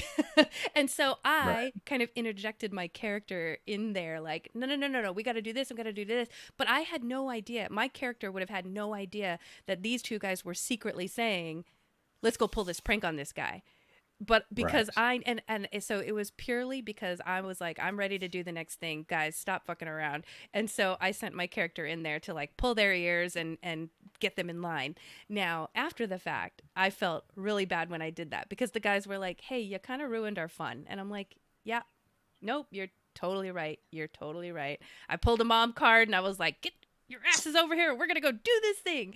So it's just very hard. No matter how much experience you have, it's sometimes hard to get out of that. Well, interestingly, that sort of idea where it's one group of players is doing something and another group of players are doing something else, and sometimes different groups of players, little cliques can form, or even if it's a clique against one player. Recently, Avery had a situation, one of the fellows in chat, in one of my games where his character definitely didn't want to do a thing, which essentially was a heist. He didn't want to be at all involved in this heist. But the other players spoke to him out of game and asked him how he felt about it. And he said, well, I'm totally fine with it, but my character doesn't want anything to do with it. But I don't care what you guys do. That's your characters. You know, you do what you want. But leave my character out of it. And they did. And that was metagaming, where they had that conversation out of game and they communicated what they needed to have fun out of game in order for them to have fun in game. And then they separated it off and those guys did their heist. And Avery's character, he was able to meta play it in a way that he didn't break character. He didn't do anything out of character, but he also enabled them to do their thing without kind of stepping on their toes. So nobody stepped on anybody else's toes, and it was great. That's how it should work. Teamwork. Yeah, teamwork. And that's metagaming. That's the good kind of metagaming. But I might be skipping ahead. I'm sorry, Amber. No, that's fine. We're giving examples of metagaming, so that's great. I mean, we've been doing bad examples. Let's do a good example.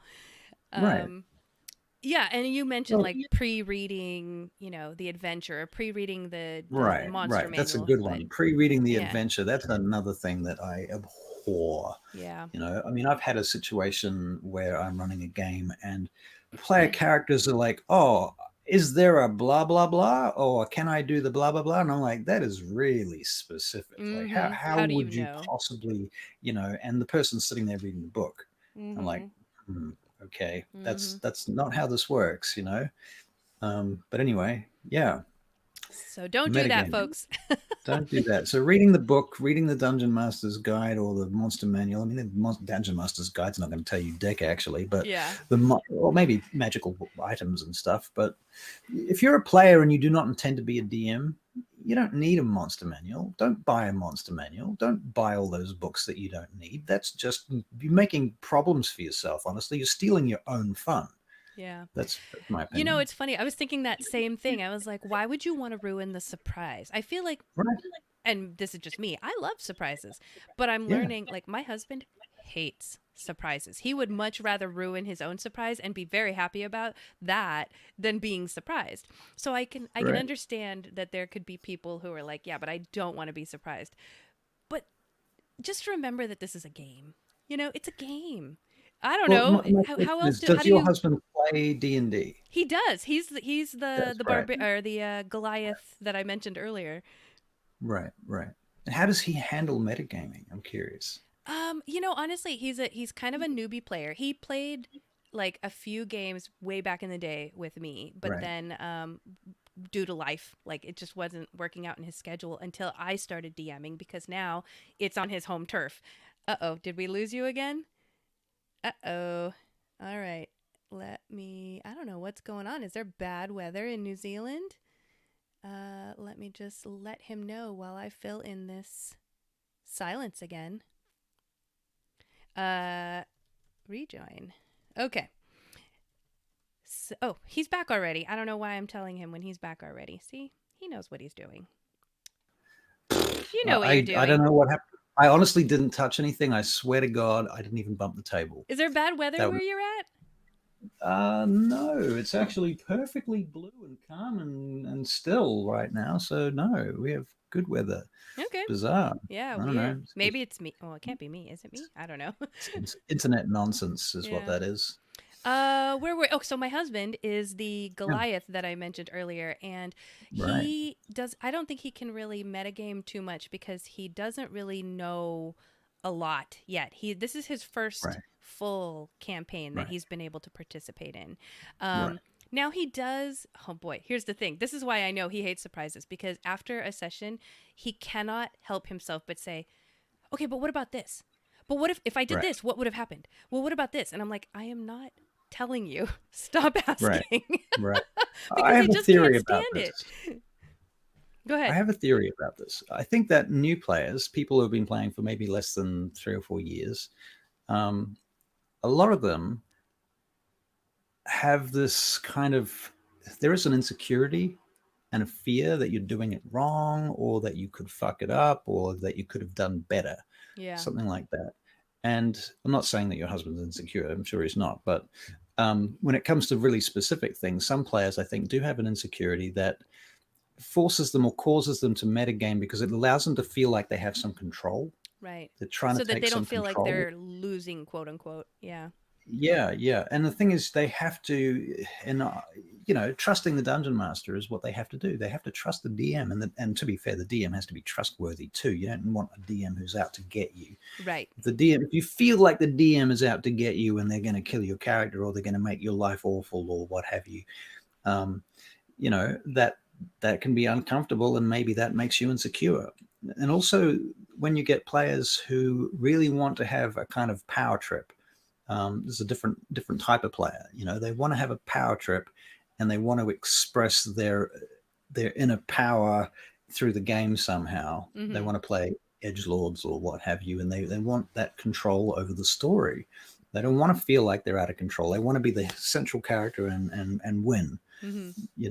And that can lead people, in some cases anyway, to metagaming. So yeah, that's my opinion. I'm sticking to it for now. Yeah, no, actually, it's a good thing you mentioned that, because I was thinking that too, that I feel like, and maybe I'm wrong, but I feel like some folks who are like for that type of metagaming, that are pro metagaming, are those folks that kind of have that sense of, you have to win D&D or don't lose D&D kind of thing. Right. And yeah. maybe aren't really in it for the up and down experiences that it could be. I don't know. Right. Yeah, exactly. I mean, I'm in it there for the feels. Right. I mean, a lot of people, I think, are in it for the feels, but not everyone. A lot of people are in it there to escape real life feels, which is a valid reason, to be fair, because real life's a shit sometimes, and you want escapism. But sometimes the best escapism is to feel the feels of somebody else, and that's kind of the way we watch TV shows and movies and stuff. And if they were just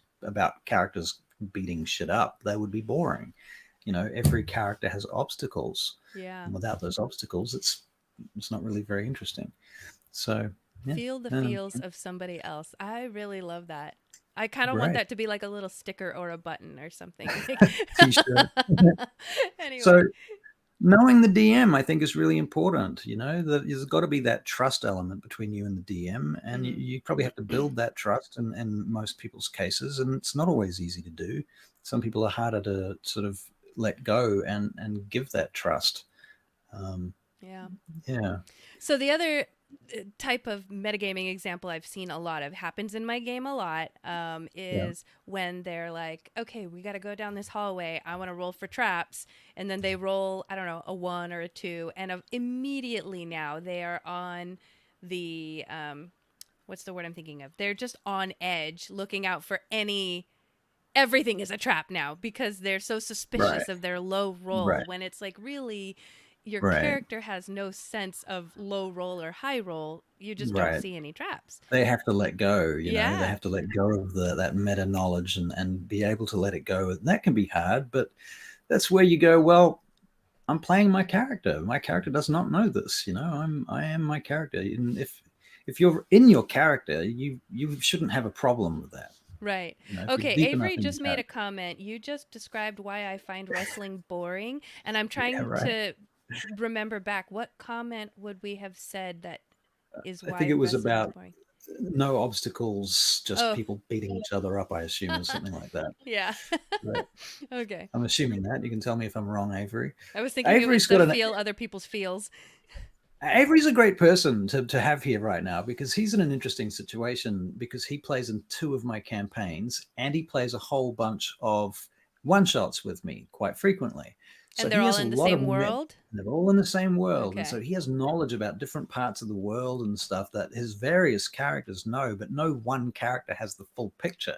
Yeah. You know, and so he often finds himself in a situation where he knows shit about what's going on, but he can't talk about it and he has to hold it and he's got to pull it Oh, back. that is so And hard.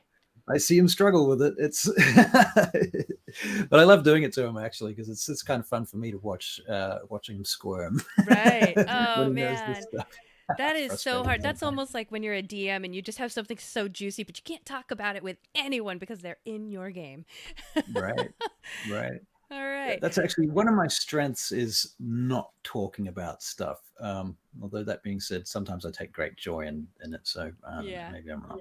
I'm learning Anyway, that go on. restraint. I am definitely. It's so I'll sometimes just let out little tidbits to kind of like let out a little bit of that steam so that I don't have to hold it in so hard. Yeah. But I've learned over the years that like really that's not doing anyone any favors because it just kind of lets Yeah. everyone down once they get to It whatever that thing dissipates is. the drama. Yeah. It's like watching a movie that you've seen before with somebody else, and you're like, "Oh, this is going to happen," and then that's going to happen. You're just giving away the Yeah. plot. Yeah. Dissipates the whole thing away. All right. Okay. Good metagaming versus bad metagaming. So we've given some examples, Right. but I want to see if we can kind of really define, if we can. Right. Well, there's a simple definition. Yeah. Oh, go on, ahead. what's yours? Well, I think the simplest definition of good versus bad metagaming is there is metagaming which subtracts from everybody's fun, and there is metagaming that adds to everybody's fun or supports their fun. And that is way better than what I was going to say. And I knew it, and that's why I wanted you to go first. Because now I'm not going to say mine because it's not as good. No. Well, go on. Elaborate. Well, I was just going to say, for There's more to me, it than I would that. think bad metagaming is anything that, which I mentioned earlier, breaks immersion, breaks the role playing. Right. All the fun stuff. All the fun stuff. Right. And then the good would just be, as long as you're metagaming and whatever your metagaming is serving the group in some way. I don't know. See, what you said is better. What you said is a lot better. Well, the metagaming needs to serve the story. Mhm. At the end of the day, the story is the thing. The play's the thing, as Shakespeare said, right? Right. So we want to serve the story, and like I find myself metagaming often with players where, okay, the group's split up. We've got the classic situation where the party's split. And I'm like, okay, guys, I need to figure out a way to get you all back together again. Have you guys got any ideas about that? What can we do to get everyone back together? Mhm. Whereabouts are you guys going to go? Whereabouts are you guys going to go? How are we going to do this? And so we'll have a conversation and someone will come up with an idea and we'll talk about it out of character for a few minutes. And we'll be like, okay, well, we'll probably meet up at that tavern anyway because of blah, blah, blah. And so we solve the problem out of game and then we play it out. Yeah. And I feel like that's an example of good That's metagaming. a good, yeah. And solving problems in the story or the plot where there are plot holes, metagaming those out of character, that's how you solve them. And that's metagaming, is good metagaming, I think. Yeah. As opposed to, you happen to know the dungeon master has a penchant for red fangs of Shargas, and so that enemy around the corner is probably a red fang, so we're going to need to be prepared for them to cast darkness on us. Yeah. Sort of thing. I mean, that's a bad example because that's actually never happened, but Yeah. I mean, I think the point is easy to catch there. So I saw a few examples of good metagame because it's funny. I had never thought of metagaming or that there is such a thing as metagaming. I had always heard metagaming in such a negative connotation until you mentioned it last episode, and I went, oh, there's a thing as good metagaming. Yeah, that makes sense. So I actually had to do some research on my own to really understand good Ah, metagaming. And I found a couple examples that made sense to me, and it's making yeah, much more sense now talking to you. But cool. someone said investigation is sometimes necessary to move the story forward, right? Yeah, So like right. would you, when you walk into, or I don't know, let's say real life, you rent an Airbnb, are you actually going to open every single drawer and cabinet, and Right, right. looking Of for course something like, cuz I mean, not unless you're a really super paranoid adventurer, right. But maybe, and you've you had know, experiences that are bad like that. But yeah. you've got to have had those experiences. If you're level one, you're not going to do that, are you? Right, right. So it's like something about, when you're adventuring and you understand that you have to put some level of investigation to move the story forward. So even though that's you, the player, know that you have to do that. In real life, you wouldn't really be like doing that. Right, I don't know. That made some sense to me. And then of right. course, serving the party, like don't split the party in Right. certain situations where it's like it's just going to be a bunch of Yeah. parallel shopping scenes. You Right. could. I Right. mean, you could do that, but You could do that, but it might there's not be the reasons most not to. exciting thing.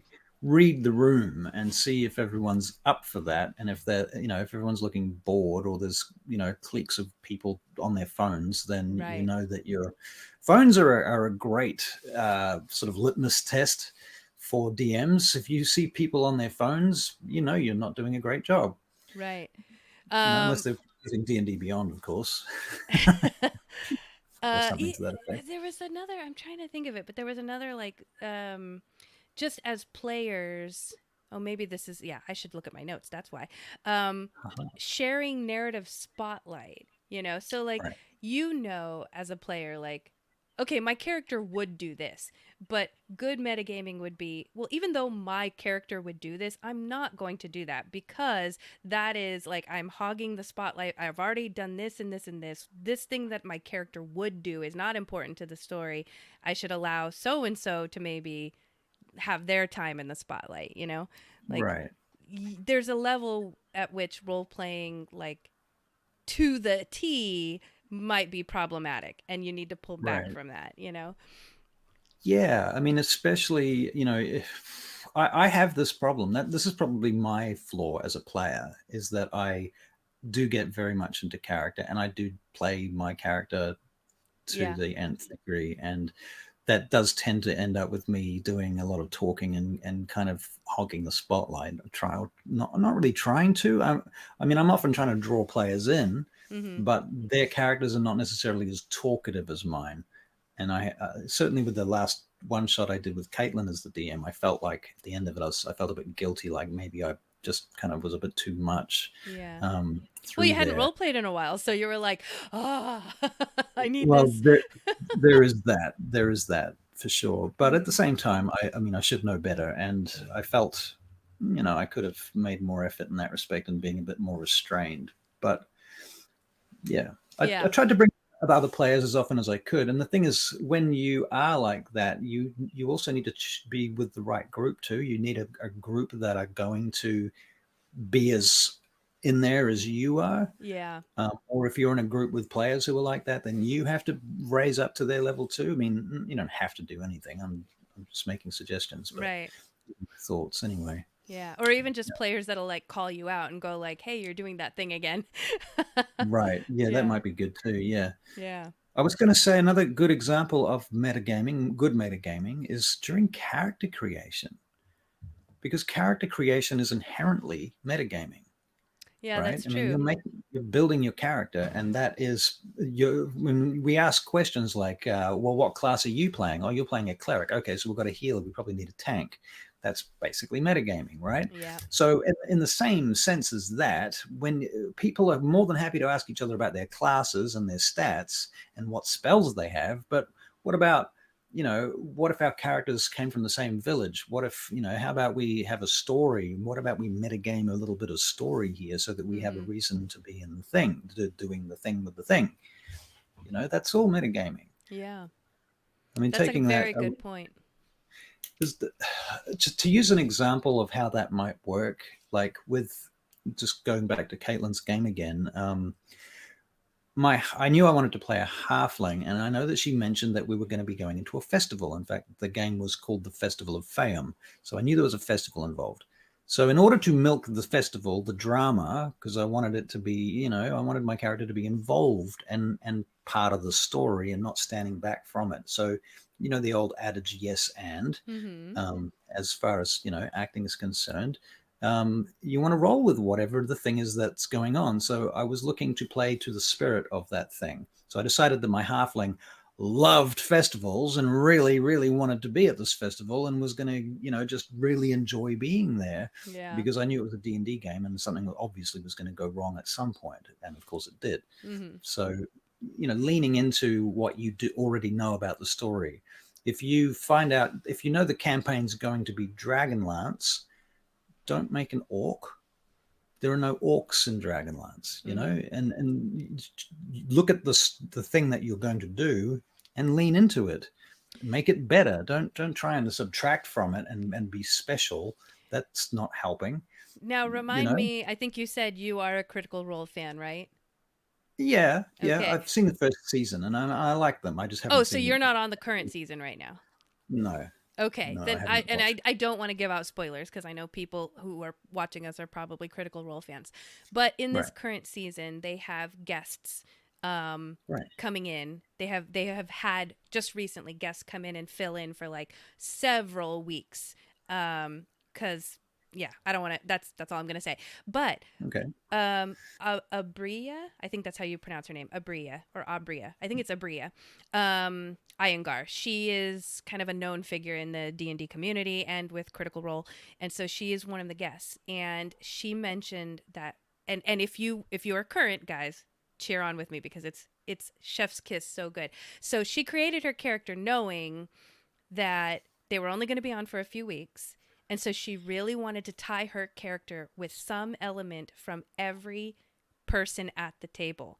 And so because she watches the show, there's metagaming. She's like, well, I know that he's from here, so I'm going to make my character from here. But I also know that this character has this going on. So there's going to be a little bit of that happening in my character. And I know that this girl, she's like this. And so I'm going to so she basically created little elements that would tie her to any of the characters so that when they came in as guests, it would be undeniable that they would want her to join them in whatever they were doing. Like that's someone would find some connection, and that is genius level.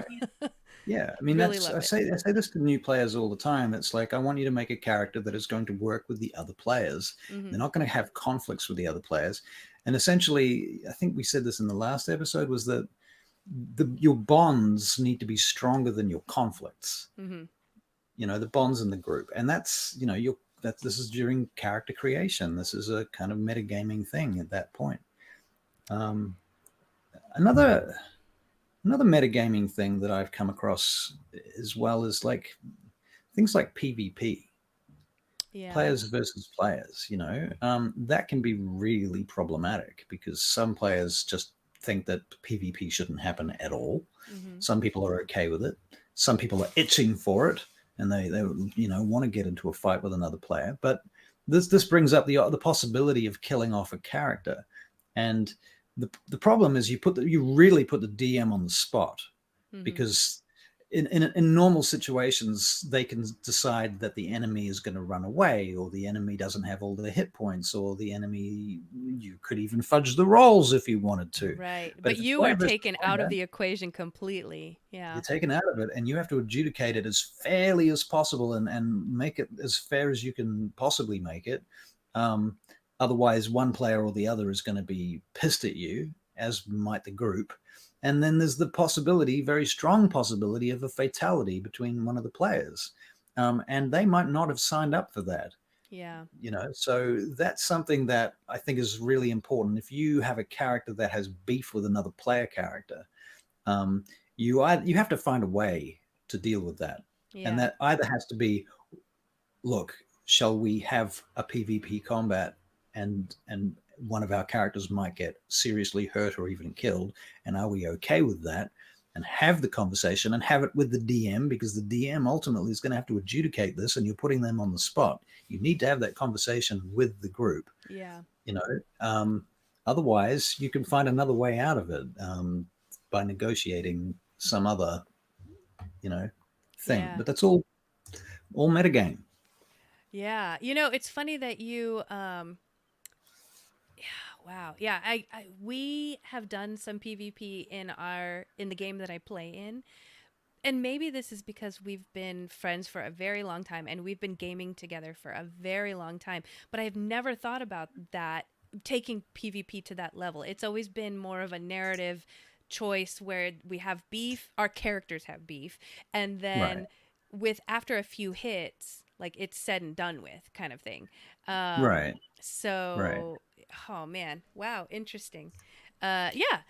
So on that note, similarly on that note anyway, I got a comment from someone on Facebook that Hmm. their name is Alistair. I hope I'm pronouncing that correctly. So I thought this was really interesting. We're talking about, as a DM, like adjudicating meta gaming and the dark side of metagaming, right? The good stuff we don't have to do anything about because the good stuff's good and let's let it happen. But the bad Right. stuff we have to deal with. And Right. Alistair said that they cater to their metagamers by encouraging them to create characters with in-world knowledge because this is why they enjoy the game. Right. Metagamers enjoy playing the smart, I know this about this and this and this. And if that's Yeah. how you want to play, and if you as the DM are willing to let your Right. players do that and be that, then that's a great way to handle it, I would think, is Well, to it's a great way encourage to have them. at least one player in the group who's interested in your fucking lore. Right. That is. Oh, you want to know everything about my world? Here we go. Here's the Yeah, compendium. boom. Yeah. That's Here's some funny. handouts I created earlier.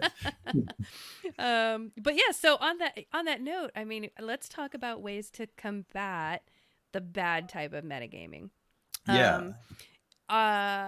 One of the things that I have seen a lot is the hiding of roles, right? Like as Right. as a as a rogue, let's say, I'm gonna check for traps. I roll, it's a 1, oof, and then no one trusts this hallway. But I've Right. seen and heard like house rules where the DM, for situations like that, the DM makes that roll, Makes the check. adds Yes. their modifier, and then says, "Yeah, you don't see anything down the hallway," and the player has no real knowledge of what that Mm. role is. So that is one way to do it, but that does put a lot of these house rules I've heard and seen and talked about the last couple days. Feels like it puts a lot of work on the DM, but Yeah. that's one I way. mean, honestly, I don't think that's a terrible one. I mean, funnily enough, like death saving throws. Yes. One of my groups, and I've run a few groups, and not all of them are down with this, but one of my groups is very happy for me to roll the death saves Yeah. I because love then they that. don't know who's where they're at, and they don't Yeah. just go, "Oh, we go and heal them, or we go and do a medicine check, and ignore the enemies while we go and deal with this person that's down." They don't Mm. know whether they're dying or not. Even the player doesn't know whether they're dying or not. The only thing I sort of insist on usually is that they make a list of near death flashbacks. So everybody's got to have like a list Ooh. of 10 flashbacks that they may have, 10 moments from their life, and they have to, when they have to make death saves, if they come back or not, they get to explain to the group one of their little parables or stories from their past Ah. that they have a flashback from. But yeah, Interesting. so I I make the like death that. rolls. It's very tense when I do that. It Very is. tense. Yeah. Have You you know, and done it? I love when people do that or when parties will allow their DM to do that because it just feels like when they're making death saving throws, yeah, it's like, "Oh, you only have one failure yet." Like you said, like, "I don't need to go attend to you yet." Or Yeah. even with I don't know if it's the revivify or the resurrection where there's some role they do in critical role where it's like you don't know that. I think Matt rolls it behind the screen, so even though everyone has put in all their um I don't know their effort into this ritual, the end result is still hidden until the DM narratively says, okay, you now come back and you take a deep breath and you see this, like it just Right. really holds that tension just that little bit longer. Oh, Yeah. it's so tasty. I love it. Haha. Okay, let's see. So ways to combat. So we've talked about hiding the role. or not hiding, but so much as the DM's doing the role, narrating the results. The I saw an example of this, and this is wild, but as I mentioned, just for checking a hallway, the DM would roll. But what if all the rolls were by the DM? I have actually seen someone say this, so that the Yeah. player does not every skill check, everything that they attempt, Right. every attack, everything. It's like saving throws even. All the rolls are by the DM, and then at that point I'm like, Mm, that doesn't I feel think like you're that playing a game with people though. Like honestly, in my opinion, one of the hooks for tabletop role playing games for a lot of people is there's an element of gambling. oh yeah, there is. You know there are stakes and you're gambling every time you make a dice throw, right? And so you can get kind of addicted to that gambling aspect of it. At least you're not gambling for money, which is good. It's much more healthy than gambling for money, but there is that element of gambling. And so if you take that away from the players, I think that it's a little bit less fun and a little bit less interesting. I mean, I recently asked one of my groups, Sunfall, was I asking for too many skill checks? Because I felt like I was slowing the game down with skill checks, and maybe they were unnecessary. Maybe I was pushing too hard with that element, and I wanted to sort of moderate it and see whether they felt it was okay. And they were all good with it. They were like, "No, we love making skill checks. It's fun. It's what it gives us agency." I thought that's funny. It gives you agency because it kind of does the opposite. But you can believe that. You can believe that if you want. but they felt it gave them agency, and that's the important thing, you know. I mean, my whole shtick is that it's about the illusion of agency. Yeah. That's what role playing is. That's what we In many sell. ways. Yeah. So yeah, speaking about role playing, you mentioned in your game that you have whatever everyone says out loud is in character. Like you try very Well, hard to do a make timeout. Yeah, we do a timeout thing. Okay. If you don't do timeout, everything you say is in character. Okay. And that That's I basically saw the- was one way for people to combat metagaming, because if you are in character 100% of the time, then Yep. there's no such thing as rolling a 1. There's no you can't say that. You can't, you know, Yep. you can't yell out that this Right. dragon has this because they're a red dragon. If your character didn't know that, it definitely feels out Right. of place. So being in character as much as you possibly can, I think really helps Yeah. with metagaming. The most metagaming seems to come out during combat. That seems to be when bad metagaming comes out. It's almost always during combat. Not always, but almost always. Yeah. You know, it's when players are like, you should cast this and I can do that, and this feat works with this and blah blah blah.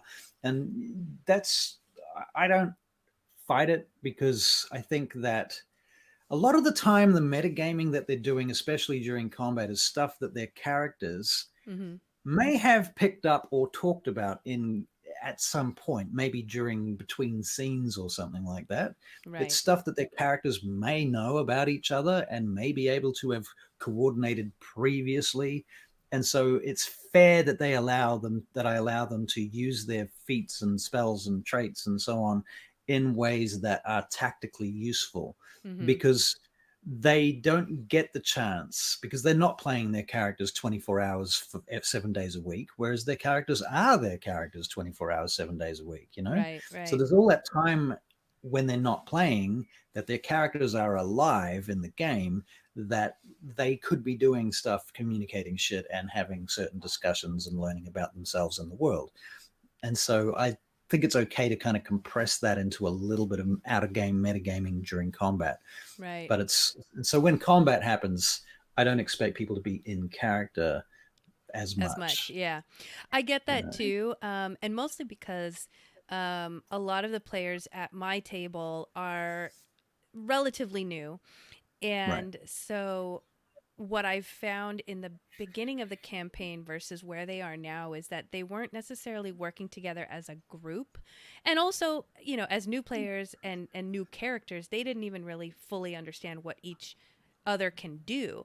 And so Right. there was one game where I remember I was so proud of them because they were working together and saying, hey, you can do Right. that thing. And oh, that's right. And you have the lantern and you have this. And what if you do this in this order? And then I do this. And I was like, I'm not about to stop this because you guys are working together as a group and it's amazing. So I'm just going to let it Right. happen. Yeah, And yeah. now they've Even if really it's out of gelled character a together. little bit. Yeah. Yeah, that's Yeah. great. And once they've got their tactics kind of figured, and they've sort of stepped up in that way, you can expect them to sort of pull back on that metagaming, Yeah. and they can be a bit more in character after that because they already have their system worked out. Yeah. Yeah. You know, and that's okay. You know, they have routines and things, and those are routines that they probably figured out in the tavern the night before or something. You know, and you can let it go. Right. I don't know. That's my opinion. No, that's a good point because that kind of brings me to the next thing that I was going to say, which is, and I've said this already several times, is that I think no matter how experienced you are, or even if you're a newbie, it's going to be difficult to completely eliminate metagaming, Yeah, right? And some of course. it shouldn't even be. However, Yeah. I think that as a table, as long as you all are respectful about like calling it out, because that's something that we do at our table. And I don't know if other tables do this. I mean, it could be just like, you don't know that, so That's you can't. metagaming. You Yeah, can't do and that. it's Yeah, not. yeah. I mean, you could do that, but I don't feel like that's very helpful or nice or kind. And No, it's you very know, accusatory. but You if can you do it could, in a fun way, maybe. Be right? like, that's kind of metagaming, dude. You know. Yeah. Maybe. Or like, hey, would you know about that? Like, you're from here, Mm, logic it yeah. out, but you don't have to be like, nope, not Well, doing it. You're metagaming. one right. One of the tactics that I think I mentioned it before is you can sort of pause the game and say, okay, I need you to go through your character's stream of consciousness in character and tell me what your character's thinking and how you arrived at this decision. Right. Because they almost always fluster. Yeah, and then they're like, oh, that's why I can't Oh do yeah, my this. Yeah. character wouldn't know. Yeah, no, I'm going to do something else. Yeah, Yeah, or as other players even, like just call out that. I think it's okay to call out metagaming, but do it in a nice way because some people can't. It's inherent, and you're not going to be able to stop it all the time. I think. I I wonder what would happen if you made a character and you went into a game with the sort of concept that rather than what do I know, but literally deciding what don't I know, be like consciously knowing what you don't know, Okay. being conscious of what your character does not know, because that's where you compartmentalize and can shut off areas of knowledge that your character just shouldn't have access to. And once you're in character, you won't even be thinking about that stuff because you've chosen consciously not to Yeah. allow it into the box that is your character in your head. Does that make sense? A little bit. I'm trying to kind of apply it in an example that will stick in my brain. So So you don't know anything, for example, about Lord Neverwinter, okay.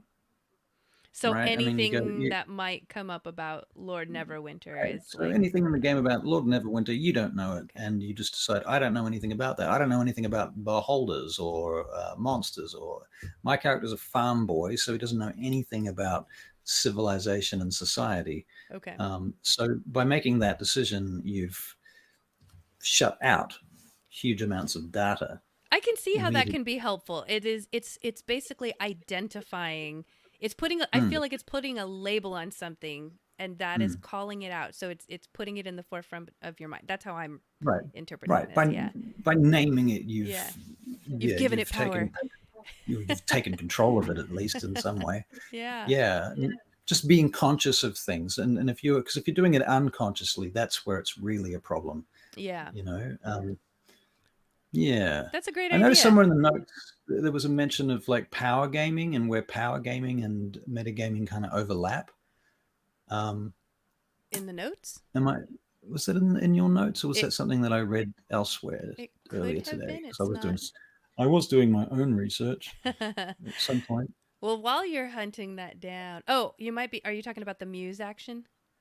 Was that it? Maybe. Yeah, that's Well, at you the very tell end. us about that. Tell us about that. Well, so this is If you're ready. from Hugh on Facebook. This was okay. I really have to call this out because this was probably the most unique comment that I saw on Facebook when I went out there to talk about metagaming. So many people kind of said various iterations of what we're saying now, which is helpful and it feels like we're all on the same page. But so Right. Hugh mentioned this thing called a muse action, and I'm not sure if he created it or if he's just heard of it. But he said so you call it a muse action, and it is giving up your own upcoming action to give the acting player a brief idea or reminder or suggestion, or to interrupt them from something that they are about to do that is bad. So you're using your metagaming knowledge to go, for example, I think we talked about the Dungeon Studios game. Dude wanted to jump down a hole that he knew he was probably going to die from. And this is the moment where you could use a muse action and your character could go, yo, bro, you about to jump down a 500-foot hole. You're not going to survive. And you could use that knowledge. And then let's see. So this muse action can be offered before or after the declared action, but not after the action has already taken place. So if the dude jumped down the hole and died, then you can't go, oh, wait, I use a muse action to tell him that jumping down there's dumb. Like, you can't do that. And then more than one muse can be offered to the player, but the player only accepts one. So it could be, instead of, hey, dude, don't jump down that hole, it could be, hey, dude, instead of jumping down that hole, what if you do this? And then some other player offers a muse and says, oh, wait, but what if you do this? And now there's two muses, and the player has to decide which one they would take. Yeah, so then the player can then use that knowledge to change their action, and each player can only spend, now this is the part that confused me, each player can only spend a single accepted muse perception. So I don't know if that means each player can use one, or if the selected one, that person is now out and can no longer offer muses. I'm not entirely certain how I interpret that. I think we should get back to Hugh about this, because I think there's a couple of questions that I have. First of all, like why is this different to your character just saying something? Is my first question. This is true. Right. I mean, because you could just literally just say something. It's a free action to talk, as far as I'm aware. So there's that. Yeah, and maybe a little bit more about how the mechanics of it might work, because it's a little bit vague to me. I'm not quite sure how that works. So the only and thing where does the meta game knowledge come from for the first character, if in the sense of, okay, I like the term. I like the term muse action. I think that's great. Yeah. And I think there's something there. I'm just not quite sure how it works yet. So I'm trying to think of an example. Like, for example, we're talking about trolls and fire, right? So let's say I am a new player. I don't know anything about fire needing to be used on trolls. So I've just been whacking away at this thing because I'm a barbarian.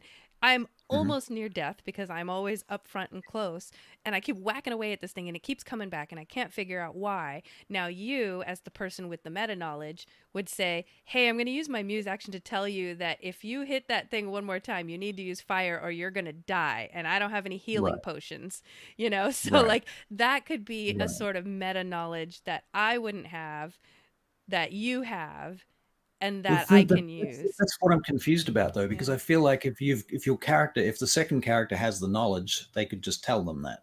Well, that's the thing, is I don't know if it would be your character. What if your character didn't have the knowledge, but you as the player had the knowledge? Yeah. So my question then is, like, where does the information come from? Is it just pure inspiration? Yeah. They can spend it to be inspired, to have this idea, that they latch onto and are able to act on. Maybe that's kind of what it's at. Yeah. Sort of almost like the gods are talking to them or something like that. I feel like there needs to be a story mechanic involved there, in order for it to work consistently, for me at least. I mean, yeah, but I mean, I like the idea of it, and I think there's something there. Yeah. I definitely would like to explore that with Hugh. I'll get back to Hugh. And then we'll report on this in the Retcon Rewind next week. But yeah, it was just really interesting because I had not heard of anything like that before. And I mean, I can see that for its uses, but you're right. You have very good points. Like, how would that make sense if I'm continuing to hit this thing because I have no knowledge and your character doesn't have the knowledge? Then how am I all of a sudden going to go, fire? Yeah, right. And it may be that the player that's hitting the thing in the first place is just simply playing their character. Yeah. And maybe they do know. You know, you don't know that they don't know, or that Yeah. they do know. That you know that I know that you know. I know. Yes. So, and then this is perfect that I kind of went a little bit out of order because the last one that I had in my list was as a DM. So many people said this. They just reskin monsters, right? Because Right. if you have players that are like, oh, I see a troll, let's use fire. Well, if you reskin the monster so that it either looks differently, so they don't recognize it as a troll, or you could reskin it. Well, I'm going to get ahead of myself, so I'm not going to say how else you can reskin it yet. But basically, this is where we're going to lead into my weekly world building. So before I go into my weekly world building, was there any other metagaming topical discussion that you wanted to Let me finish just out? check my notes here.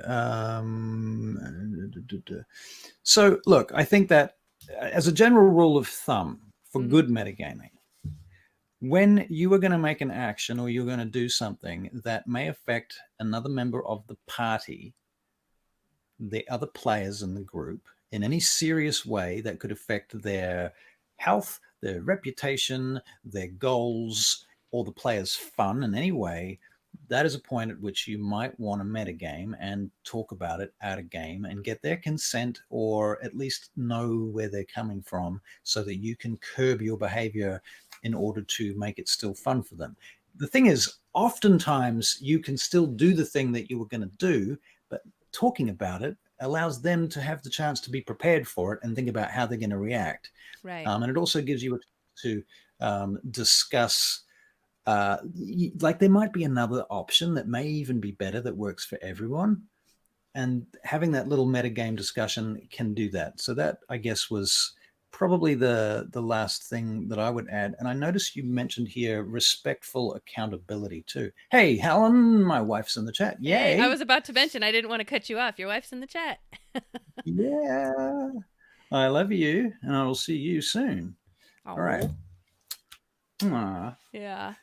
Anyway, talking about okay. metagaming, so and talking about, talking with your players, that character that my character attached herself to, once there seemed to be like a little mini romance happening, I was very quick to text all the other guys outside of game and to have a discussion, because I'm like, I'm the only girl in a room full of guys playing D&D who we've been playing for years and years and years, and romance has never come up in game, and all of a sudden it's about to happen, and I was like, ooh, you guys might not want to be sitting in on a rom-com for like the next few years while we finish out this campaign. So I checked in with them, and I was actually really shocked, thinking that they're guys and they're like, as long as you keep it to a minimum is what I expected.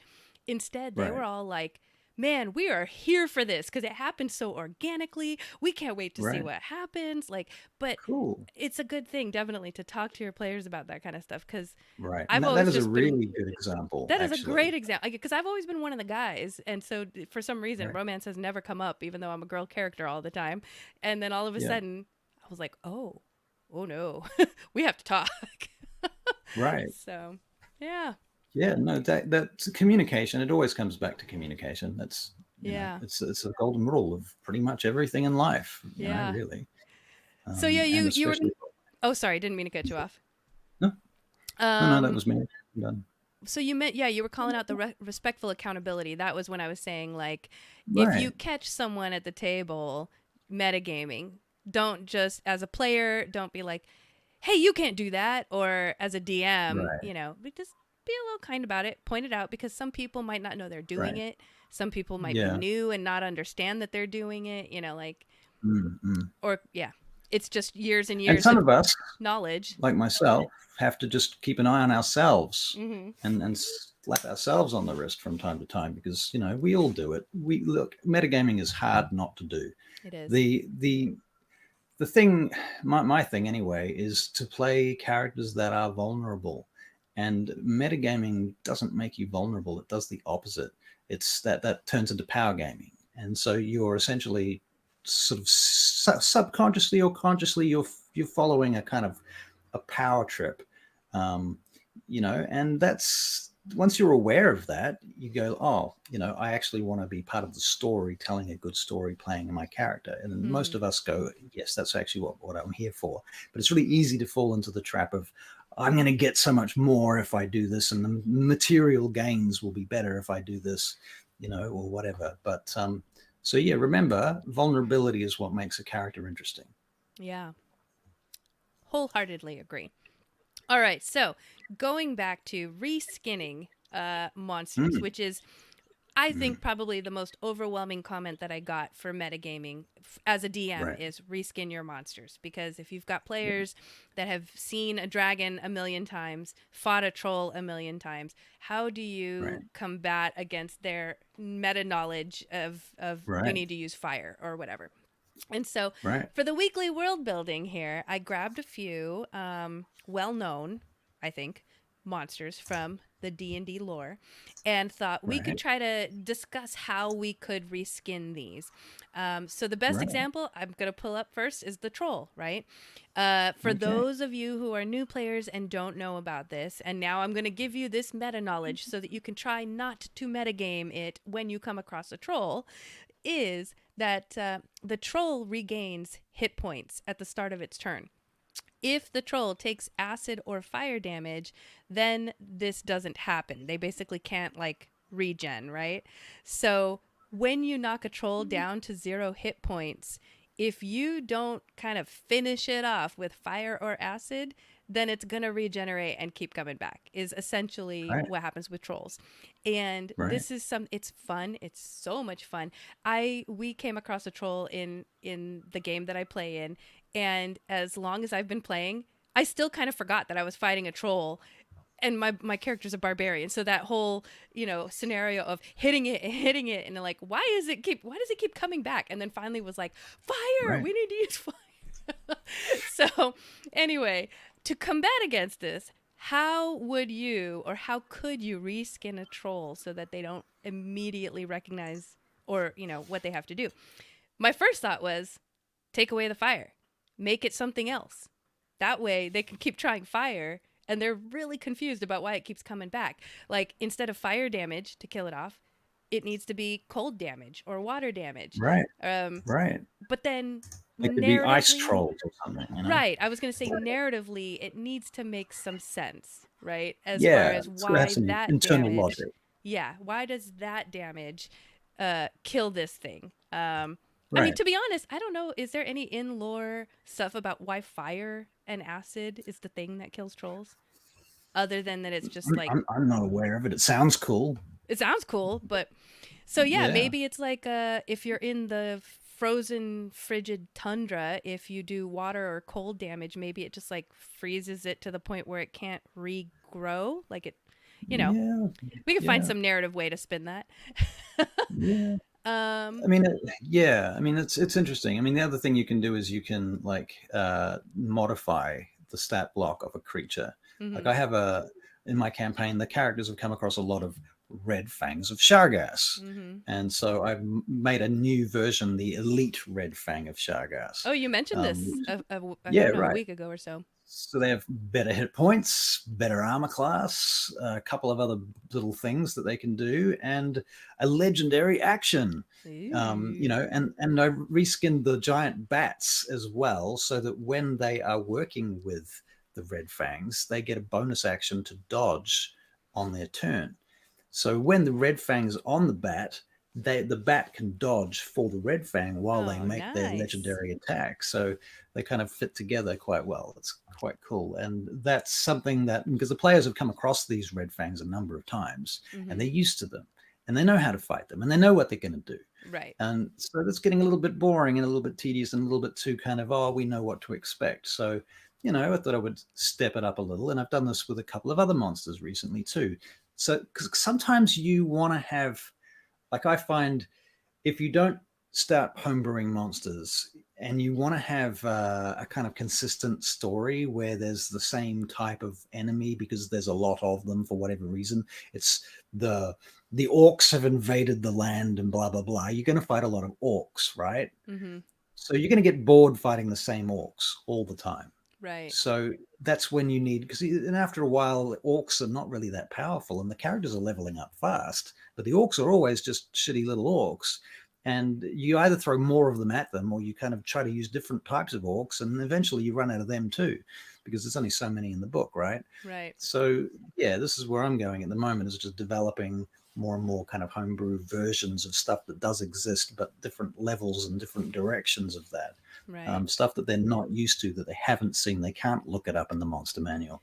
And this is So a yeah, great more of what you're talking about. this is a great way for those of you who are DMs that do like modules and, you know, written adventures and want to branch out into home brewing. This is a great way to kind of ease into that, is to just literally take a monster, change a thing about it. The stats can still be the same, so that the CR, you know, if you fall in line with CRs and stuff like that, then all that's still the Yeah. same. But instead of a bite and claw attack, maybe this troll has a tail. And so the Right. claw attack is really now going to be a tail attack. You're still using the same amount of damage and stuff, but Right. now this troll has a tail. And instead of a bite, it's, I don't know, a headbutt. This one is different. This, I don't know. You know, you can reskin them and use the same stats, but your players won't understand what's happening. And that's a great way to ease into homebrewing. So Right. Avery said Yeah. sand trolls, weak to water and ice. That's perfect. Exactly. Right. You know, you do a Perfect, yeah. little water and ice, and some of that sand kind of falls away, breaks off, and now they can't reconstitute themselves as much as they could before. Right. Exactly. It's a very, I mean, certainly with things like resistances and immunities and vulnerabilities, you know, the obvious thing to do is to take whatever element it is that normally they would be having and then flip that. And then you have to flip the theme or the motif that they're related to. So, you know, ice trolls probably vulnerable to fire, fire trolls probably vulnerable to cold, sort of thing. I mean, those are just bad examples, but yeah. And so Yeah. sand trolls, weak to water and ice, and it makes sense. And it's more kind of nuanced Yeah. as well. I like that. Yeah, I really like that. Cool. Okay, so next creature, the owl bear, which is a hot topic creature right now because of the D&D movie, owl bears, right? Right. So here was my thought. Have you ever watched the animated show Avatar: The Last Airbender? I have. I watched the whole first season. Helen and I binge watched the shit out of that. We love Love it. that show. And Yeah. I'm sure you've noticed every creature in that show is a mix of two creatures. They just mash up two creatures and now it's called something else. Like what's the big flying appa is two different creatures mashed together. And then there's like, I don't know. I that's a bad example, but basically if you watch it, you'll recognize that they have mashed two animals together and that's every animal in their show. Right. So, and with owl So bear, what? obviously you're mashing together an owl and a bear. How owl and a easy bear. would it be to just mix up two other animals and still use Right. the same owl bear stats, right? So, Right. Because they're very generic stats. right. So imagine walking up to something that is pink like a flamingo with very long skinny legs and a tall neck, but has fur and a mane like a lion, and its mouth just goes wah, you know, and there's like teeth, like terrifying, right?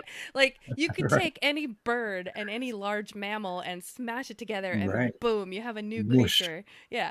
Right. I don't know if there's any other creatures that you would want to mash together. It's so much fun to think about. But Right. I mean, if you go back to the old alchemical texts and manuals of the Middle Ages, you'll see those alchemists drew lots of pictures of mashed up birds and animals and things. You know, they're all very metaphorical and symbolic of, you know, deeper, meaningful things. But actually, that's quite a fun way of doing it. And right. you could bring out some alchemy. There you go. I love that. Oh my God. Could you imagine having a campaign where, yeah, there's some kind of a not rogue, but I mean, some artificer that has gone crazy. Right. And all of a sudden you're Right. starting to come across these strange creatures that they're like using Right. alchemy to try to figure out how to make something. I don't know. We could go Right. on and I could really keep diving deep into why this flamingo lion Right. is going to make sense. Right. I'd love to hear the answer to that.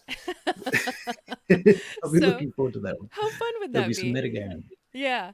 Yeah, Okay. Now for this is sure. gonna because I'm easing you in to the absurdity of reskinning some of these, right? But the mind flayer or the illithid, right? You've got the kind of a octopusy looking head with little tendrils hanging out here, and human body. There you go.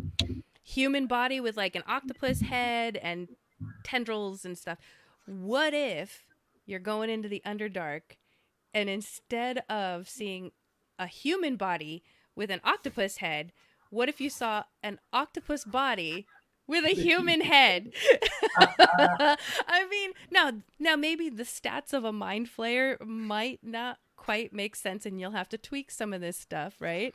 Like, That is terrifying. but isn't that terrifying to think that you would come across something like that and they would not have any idea what the heck Right. creature this is? And you could just Right. tweak some of the things like the tentacle attack. I mean, because it might be hard for them to move if it's unless it's a giant octopus body. I don't know. Right, like a giant squid or something. Yeah. Ooh. Extracting the brain. Could you imagine instead of, how an illithid might actually extract a brain, like you have these big, how, have you seen an octopus mouth? Like it's kind of looks like a little Yeah. beak almost like inside. Right. Yeah. It's Yeah. kinda- I think it's even called a beak. yeah. So you could have it kind of like and like pull you in and get grappled, and then there's just this big that's about to like bore into your brain. Oh my God. Oh, it's so wonderful. So you could do so much.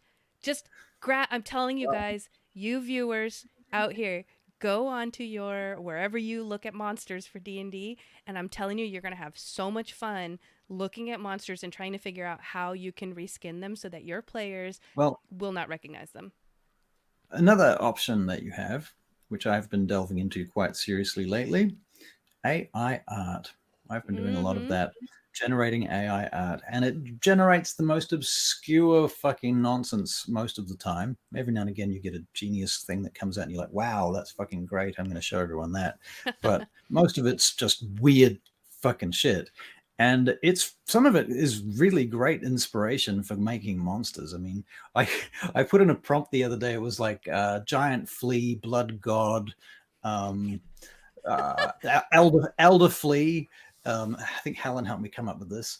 And it generated these terrifying pictures of these massive insectoid flea things Elder covered with flea. blood and massive maws. And oh my God, they were fucking creepy and scary backgrounds to boot.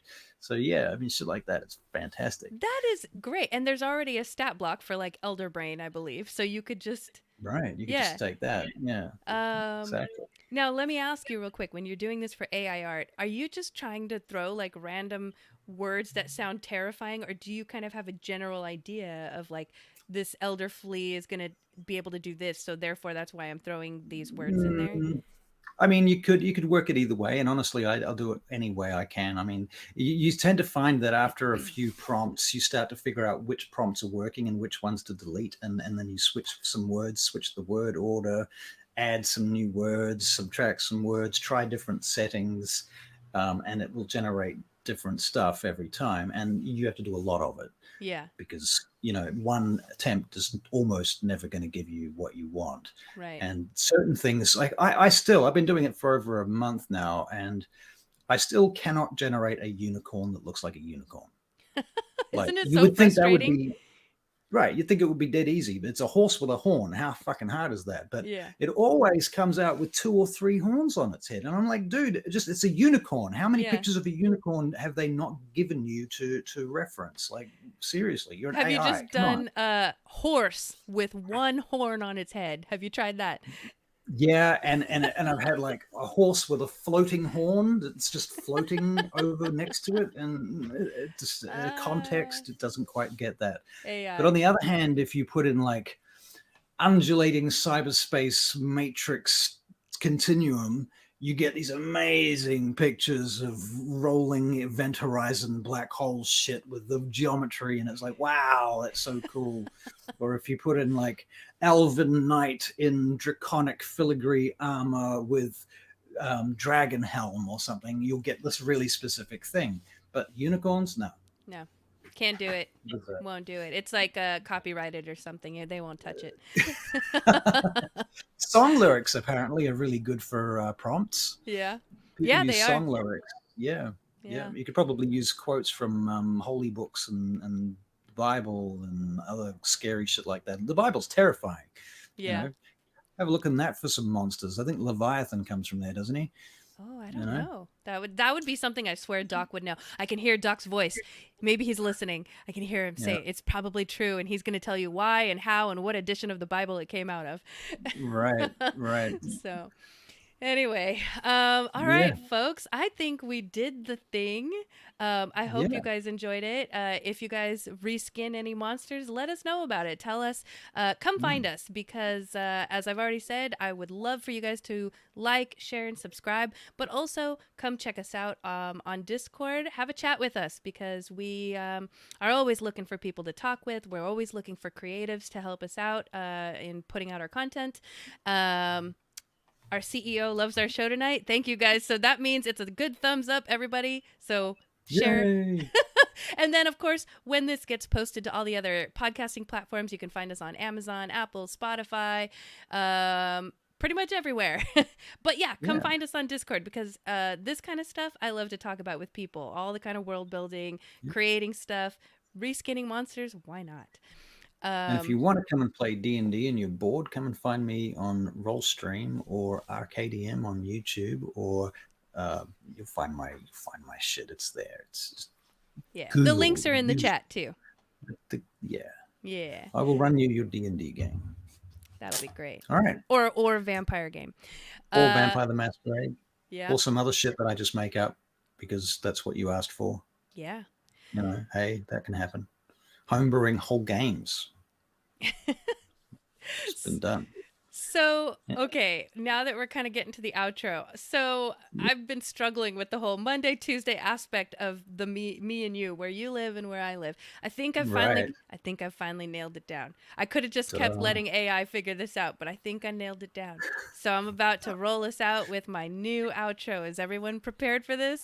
Because once I'm done, do you want to say an outro first before I do it? Because once I do it, I think I'm going to just hit the button and we're going to go. Ooh, I don't have anything prepared, but I can say this, and it's a paraphrase. In fact, it's not a paraphrase, it's a quote. All right. Crying is still a free action. Crying is still a free action. I think it will always be a free action. Yeah. All right, folks. I have a sticker of that. Yeah. For the newly long-awaited outro from me that does not mention Mondays or Tuesdays, wherever you are in the world, these days can be fun days when you talk nerdy with friends. Haha. I did it. All you guys who have listened to us for the many past weeks. Oh, I just hit my mic. You tell me, was that a good version, or do I need to change it again? Because I feel like this is going to be a skit, and I'm going to have to change my outro every week. And I kind of don't want to, but if you ask for it, I might. So, all right, I thought it was pretty good. Thank you. Right? Covers all the things, Mondays and Tuesdays. Any day. Yeah, I remember you were trying to get the AI to spit out a thing that rhymed, that had Tuesday and what was the other thing? Monday and Tuesday? I don't remember. Yeah. It wasn't Tuesdays doing or a great something job. about kicking ass or something. Right. Anyway. All right. We'll see you guys later. See you guys next Thanks week. Next week we're going to talk, hopefully, we're going to be talking about how to reward your PCs, and there might be a really cool surprise in there for you. So you don't reward them. Never reward your player characters. That's the Fuck surprise. Those That's the surprise. You ruined it. Sorry. No. All right, guys. Don't give them anything. Give them nothing. Make them suffer. Yeah, make them poor. Bye. All right. Bye, everybody. See you next week.